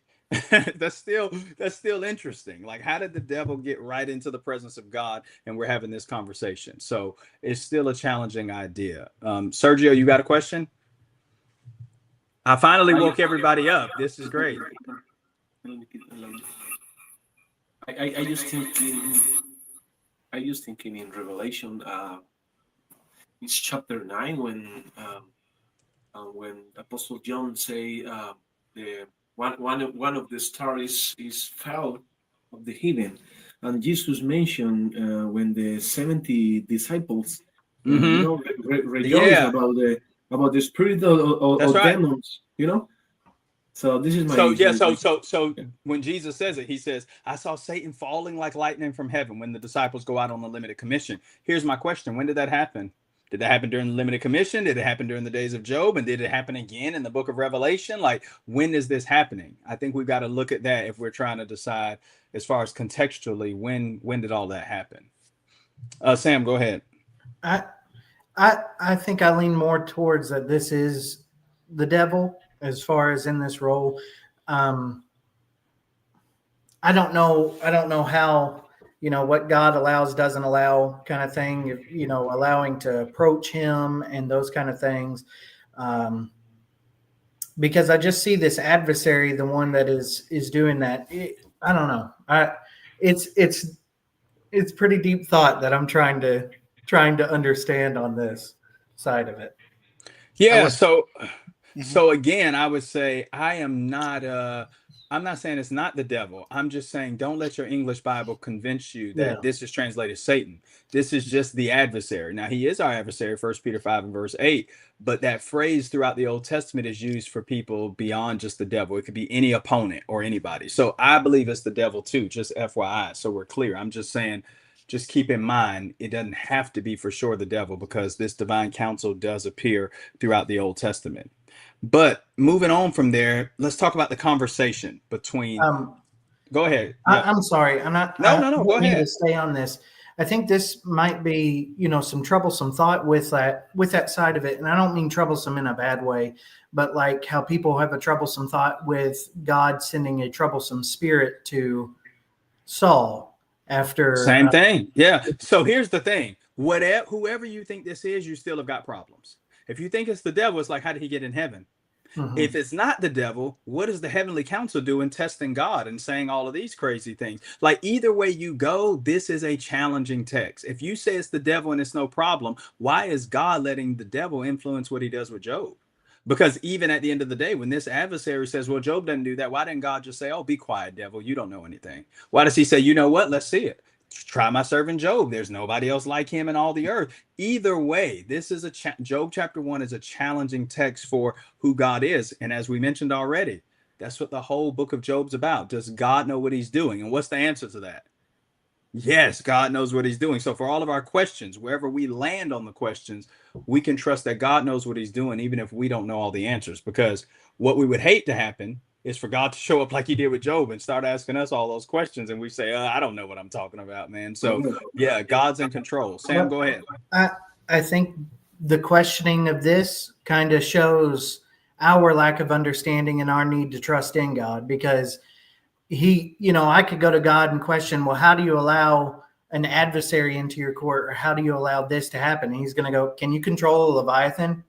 Did you know where the mountain goats are? Job 40 and verse 9. Can you tell the sea this far and no further? That's right. And I say no, and he goes, exactly. Be quiet. Yeah, the divine mic drop. I don't have to answer your questions. That's right. So let's talk about this. The conversation between the devil, the adversary, and between God in Job 1, 6 through 8. Here's my question. What does God say about Job? I'm going to give you a hint. It's in verse 8. What does God say about Job? In Hebrew, it sounds like this. It's Kien kahu ba'aretz. It's a phrase that means for there is none, ain't nobody like him in the earth. Right? That's Job. Y'all got that in Job 1 and verse 8? What does God say about Job? There is what? He's a blameless and upright and a man who fears God and shuns evil. Right, but right before that, Gracia, what does he say? Before he says blameless and upright, right before that. There is no one on the earth like him. What does that mean? Nobody on the earth like him. He was the person, he was a godly man, nobody like him. Yeah, so the Bible talks about a lot of godly people. But this phrase means Job wasn't just a good man. He was the best man alive at that moment. And if God says that, that's the end of it. Case closed. Whoever else was alive, there was nobody else like Job in the whole world. He's in a God class says of there's his own. all by himself, and he has heaven's approval. So you could draw an arrow from verse 1 to verse 8. Verse 1, the narrator of this book says about Job, he was blameless, upright, feared God, and turned away from evil. That's verse 1. But verse 8, God further authenticates that as being true. God says in verse 8, Job is blameless and upright and fears God and turns away from evil. It's said twice. God reiterates these things about Job and says, yes, Job is a blameless and good and upright person who does the right thing. Here's another question. Who offers Job up for temptation and trial? The evil. God did. God did. Gracia, who'd you say? The Say it again. What is your question? I said, who offered Job up to be tested? Who said, hey, let's try Job? The evil. The devil? Yeah. Where is that? Show me. What verse? Let me see. Verse 8. No. Read verse 8. Read it. No, it's God. Yeah, that's Then interesting. the God. Lord said to Satan, "Have you considered my servant Job?" So it's the Lord. The Lord says, hey, Job, hey, where have you been, devil? And he says, I've been going up and down throughout the earth, walking to and fro, up and down in it. Basically, the devil's saying, I've been looking for something to do. And God says, well, have you considered my servant Job? There's nobody like him in all the earth. Okay. And then he says, this is a righteous person. There's nobody like him. He's a blameless man, fears God, turns away from evil. Why is this important for how you read the rest of the book? This Job 1 and verse 8. Why does this matter for how we read the rest of the book? Because What God says about Job, the fact that God offered Job up to be tempted, the way God praises Job, why does that matter for how you read the rest of the book? Because God loves testing by control. Okay, that God's in control. Yes, Sam. To me, it shows how the best of us handles a difficult situation and even has times of weaknesses and struggle.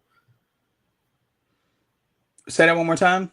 That the best of us even have times of weaknesses and struggle. It does. Oh, so when Job's frustrated later, it's a reminder that so this he's is going through this. Yes. Yes, that's very important. Job is still a righteous man. We all have weaknesses and struggle. But here's the other thing. God really loves Job. That's the thing to keep in mind. How God sees Job. God really is, you could say, proud of Job. He trusts in Job. He really loves him. No matter what else you read throughout the rest of this book, Job 1 and verse 8 and Job 1 and verse 1 are the anchors to who Job really is as far as God's concerned. And if you're in Christ and you're beloved of God, you're his son or daughter and who he's well pleased, just like he was with Jesus. In Christ, he looks at us as being those same people, forgiven, justified, and beloved. And so this text helps us because no matter what else happens in the book of Job, no matter how else you see it, it's just a reminder of how God saw Job, and that matters. Now, verse 9 down through verse 11, how does the adversary respond to this stuff about Job? What does he say about Job in verses 9 through 11? Well, does Job fear God for nothing? Verse 9 says. Yeah, what does that mean? Does Job fear God for nothing? He's pointing out all the great things that Job has been provided and saying this is where his fear or his servanthood is coming from. Are there people like that in the world that only serve God because they're getting stuff or they feel like it'll serve them? David, you mentioned earlier that some people, they become Christians, their life's going good. Then once things start going bad, they say, see, that's why I didn't want to become a Christian. I just did this and now all these things happen. Yes, some people become Christians because of what they believe they're going to receive. And there's a sense in which we all want to receive something, the forgiveness of sins. We want eternal life. But remember, James 1 and verse 12, James says, blessed is the man that endures temptation, for when he's tried, he'll receive the crown of life, which God has promised to those that love him, which means we get a crown because we love God. We don't simply love God for the crown, right? We love God for who he is. And then at the end, God says, I give a crown to those that love me. The devil thinks that Job's only serving God for what he's going to get. And God responds in verse 10. He says, you put a hedge of protection around him and his house and all that he has on every side. You bless the work of his hands, and his possessions have increased in the land. Verse 11, but stretch out your hand and touch all that he has, and he will curse you to his face. So the devil thinks that if Job loses his stuff, that he'll do what to God? Curse him. He'll curse God. Disappoint him. Disappoint him. Let God down. He says, if you just take Job's stuff, you know, the devil probably is right about this for most people, but not for Job. Most people, if God takes their stuff, they would, but not Job. Job's a good and upright man. here's the question. The justice of God is what's on trial in this book. Is God fair? Right? Is he worthy to be served? And will Job do it even after God removes all of the earthly rewards mentioned in the first 5 verses and based on Job's status? When Job loses all his stuff, will he still serve God? You've got to know your why you serve God, why you want to please God, what it's all about. Or you'll be making the devil right when God doesn't give you what you want or life doesn't go your way. And then all of a sudden you say, you know what? I don't want to do this anymore. I don't want to serve God anymore. Bless the Lord, O my soul, and all that is within me. Bless his holy name. Bless the Lord, O my soul, and don't forget his benefits. Psalm 103, verse 1 and 2. Every good and perfect gift does come down from above, James 1:17. But it's not all and only about the material benefits. It's also we love him because he first loved us, 1 John 4:19. The love that's come down from God is what fuels and encourages us to love God. And that's something we definitely need to make sure that we remember. We need to ask ourselves this as we read Job chapter 1. Could God have offered you up? And could God have offered me up? Could God have said, hey, there's nobody like Sergio in all the earth. He's an upright man. He fears God. He turns away from evil. And if he lost everything, he would still serve me. Hey, Gracia would be faithful no matter what you did to her. Sam, he would never, Christopher would never abandon me. See, he could say that about Job and he would not be disappointed. Christopher asked earlier, well, what if Job would have failed God? God knew Job wouldn't. He had that kind of confidence in Job. And the only other person in the Bible I read of God putting all of his eggs in their basket like this is Jesus Christ. He won't disappoint. He's going to be faithful to the end. And so look at God's response in verse 12. The Lord said to Satan, behold, all that he has is in your hand. Only against him do not stretch out your hand. So Satan went out from the presence of the Lord. So what does this response tell you about God? It tells us that God allows us to be tempted. God isn't the author of temptation, but God knows that it is good for us, and he does allow it to come into our lives. You must never think to yourself, if God loved me, he wouldn't be letting this happen to me. You can never think that. God can love you deeply, and terrible things can still happen. Hard and difficult things can still happen, and it's got nothing to do with how much God really, really loves us. And if God really loved us, he wouldn't do this thing or that thing. That's just a mistaken idea. Look at James chapter 1. James chapter 1. And notice verses 2 down through 4. Verses 2 through 4. James 1 says, count it all joy, my brothers, when you meet trials of various kinds, for you know that the testing of your faith produces steadfastness, and let steadfastness have its full effect, that you may be perfect and complete, lacking in nothing. And so God will allow testing and hardship to turn us into the righteous and better people that we need to be. And he says about Job, he says, behold, all that he has is in your hand. Only against him don't stretch out your hand. So Satan went out from the presence of the Lord. Here's the thing to remember here. The devil was able to tempt Job, but God was able to set the limits. And God said only this, but you can't do this. And so the devil can't just do whatever he wants in the world. I know sometimes people think the devil's in charge of the world and he's just doing whatever he chooses to do. The devil can't do whatever he wants. The devil can do what God allows, and God does allow him to do certain things in this world for the betterment of humanity and to strengthen us and make us the people that God wants us to be. But the devil can't do whatever he wants. And here with Job, his temptation is limiting. Here's a question. How would Job have benefited from knowing what took place in chapter 1? How would Job's life have been better if he would have known about Job 1, 6 through 12?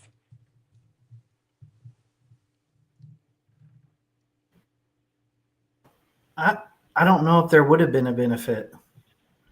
I think Job had exactly what he needed to face what was about to come. If God knew that Job would need a little bit extra to help him get through what was about to come, he would have already given it to him. And I'm not talking about the physical things, I'm talking about the spiritual things.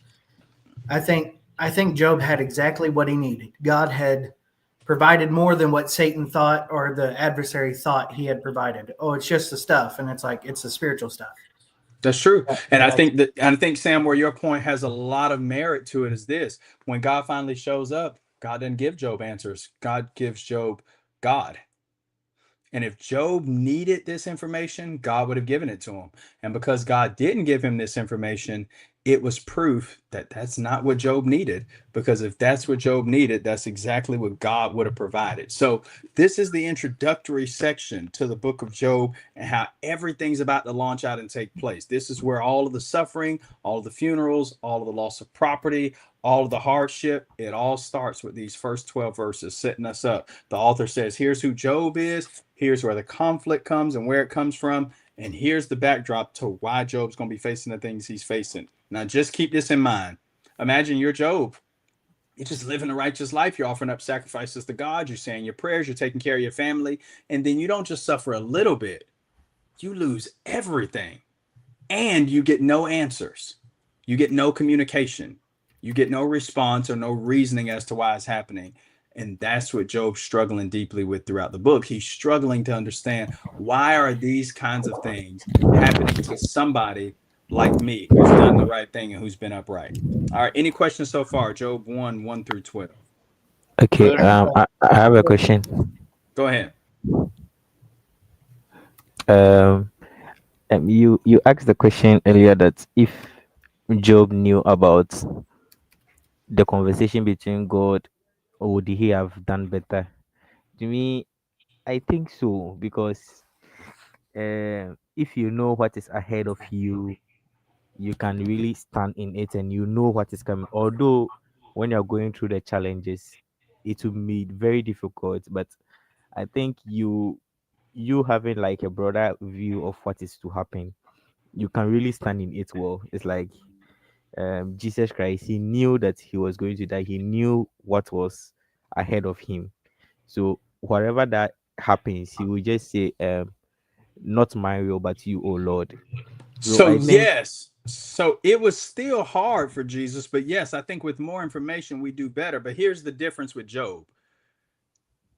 It kind of would have been cheating if God told Job, you're going to get all your stuff back at the end. That's what the devil was arguing against, right? So the devil's saying Job only serves God to get his stuff. If God takes all of Job's stuff away and then whispers to him, hey, Job, I took it for a little while. This is just a test. You're going to get it all back. And if Job stands in the middle of the test and doesn't flinch, and if he holds fast and is faithful, then it makes it look like Job is still only serving God to get his stuff. And so that, you're right. I think he could have done better with more information, but it would have undid the process. It wouldn't have been the point.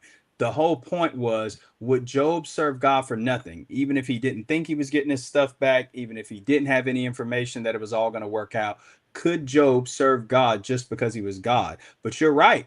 And that's why Christians can take suffering, right? Because with this broader knowledge and this information that our suffering is going to be redeemed, it does give us the courage to say that there's a great reward coming. At the end of 2 Corinthians 4, Paul says, our light and momentary affliction, which is but for a moment, produces for us a far more exceeding and eternal weight of glory, while we look not at the things which are seen, but the things that are not seen. The things seen are temporary, but the things unseen are eternal. So that's what motivates us to be faithful. Good point, Christopher. Good point.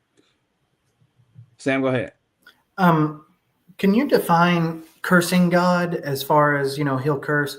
Because I've dealt with some people who are going through suffering, and they ask questions, they're frustrated like Job was, and they think, oh, God's going to hate me and God's going to be disgusted with me, these kind of things.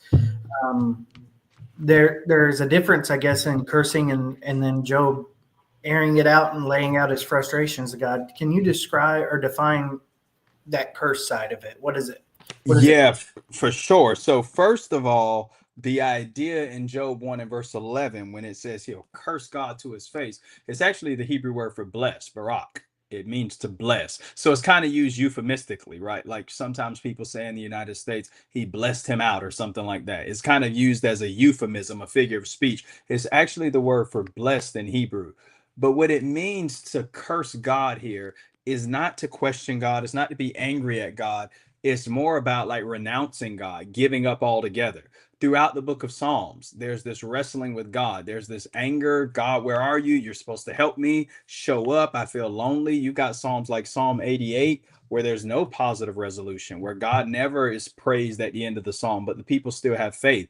So cursing God, as far as what the devil thinks Job is saying here is, or what he thinks Job will do, it's about quitting God. He thinks Job is going to turn his back on God and renounce faith. It's not even about saying a couple of bad things. It's about being so angry and so upset that he's just going to completely quit God. And that's what God's saying Job will not do. Job will wrestle. Job will complain. Job will desire to see God and have his answers provided face to face.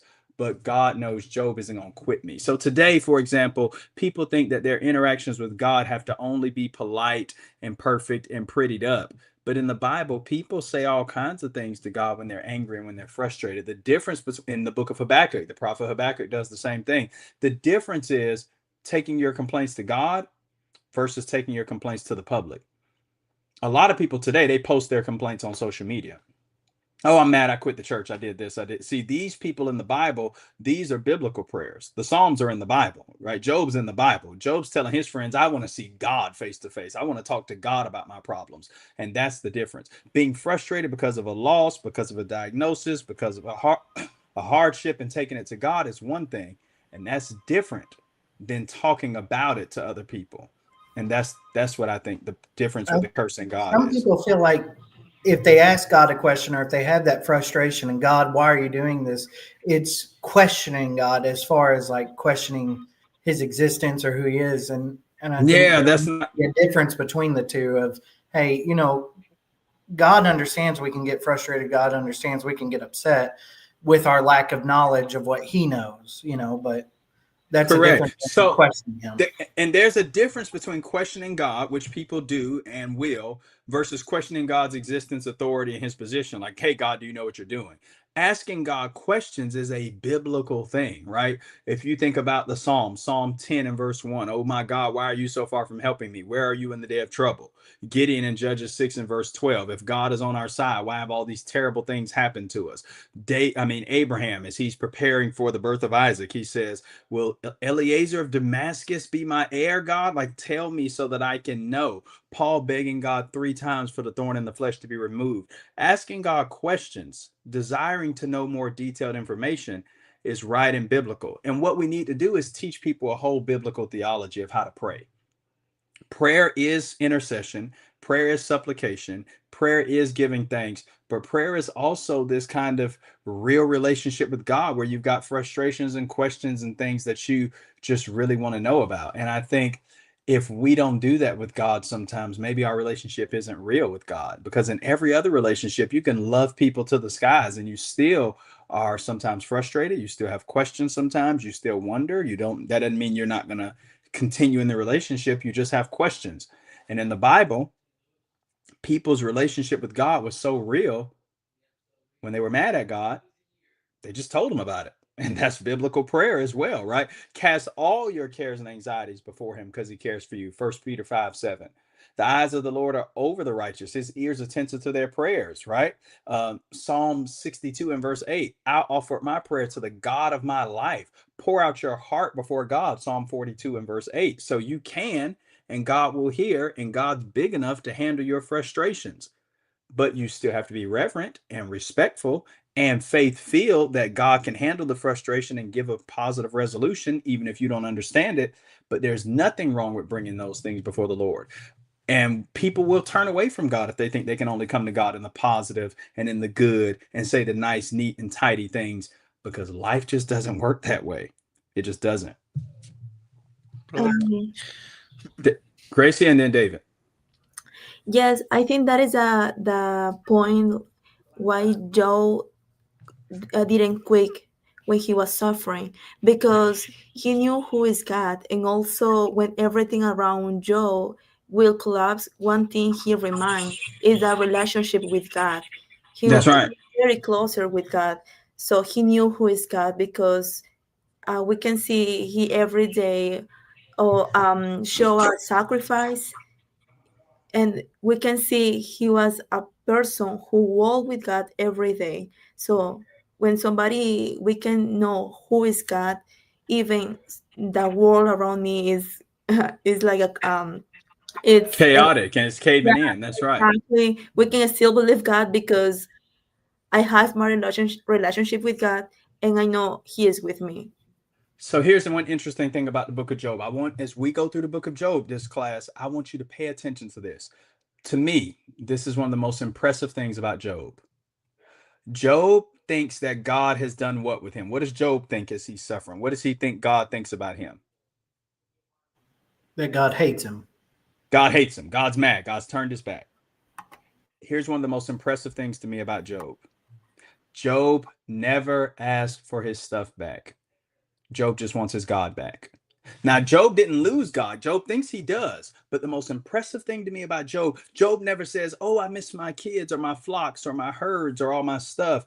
Job just says, God, if I did something wrong, I really want you to tell me so that we can get back on good terms. Now, he's on great terms with God. He just doesn't know it. But the most important thing to Job is his relationship to God. Job doesn't want his cars back or his clothes or his jewelry or his property. Job just says, give me God back. That's impressive. That's what proves the devil to be a liar. The devil says Job is serving God for stuff. Job never talks about his stuff. He just talks about his God. He just wants his God back. David, go ahead. I this class came in the perfect time for me because we are struggling with a family. His young kid, 6 months old, years old, 6 months old. He's in a intensive care right now for an infection, and we have been praying. We had to go to his home at 3 in the morning to pray because they are suffering, and I learned some things in the past, like you say, questioning God is not a sinful thing. It is part of our humanity, and even Jesus expressed that Eloi, Eloi, lama sabachthani, Wow, my and God, my God. Yes. and that I told them you don't have to pray perfectly like you do in public. Just talk with God. That's Just right. express Him. What are you suffering? Question Him, and just talk like a friend. He's like a friend for you. If you read the book of Psalms, you're going to see people talk like that all the time. In fact, if you read the book of Psalms, you'll see they don't pray like we pray. Even in good times, Psalm 8, the psalmist says, and he does this again in Psalm 144 and verse 3, he says, what is man that you're mindful of him, or the son of man that you care about him? Like, why me? But then sometimes when he's suffering, the psalmist says, well, why is this happening? I didn't do anything. They want to know. And we want to know. And that's a right thing to do. That's why God says at the end of the book of Job, in Job 42:7, Job spoke what was right concerning me. See, God doesn't view it as a bad thing that Job has questions. It's okay. It's right. Just come to the right place. That's what counts in the end. Come to the right place, get the right answers.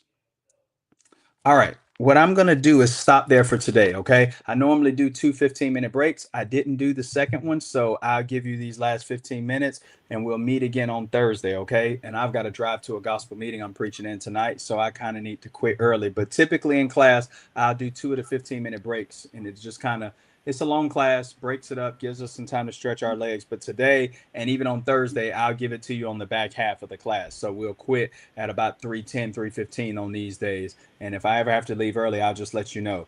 Read the rest of Job chapter 1 and Job chapter 2, and we'll be ready for some more discussion on Thursday. Okay. Thanks for a good class. Good to meet everybody. I'm looking forward to it. You can ask me any questions. You can email me. I want to discuss together. I don't think I know everything about the Bible or the book of Job. I'm glad to be teaching it though. And I want to help you, and you all are already helping me. So thanks for a good class today, and have a good day. Thank you, brother. Brother Thank you. Hiram, Nice Yes. to meet you. I was wondering, I got this book the other day. Have you read this one? This is, I don't know if you can see it. It's C.S. Lewis, A The Grief Abolition of Man. Observed.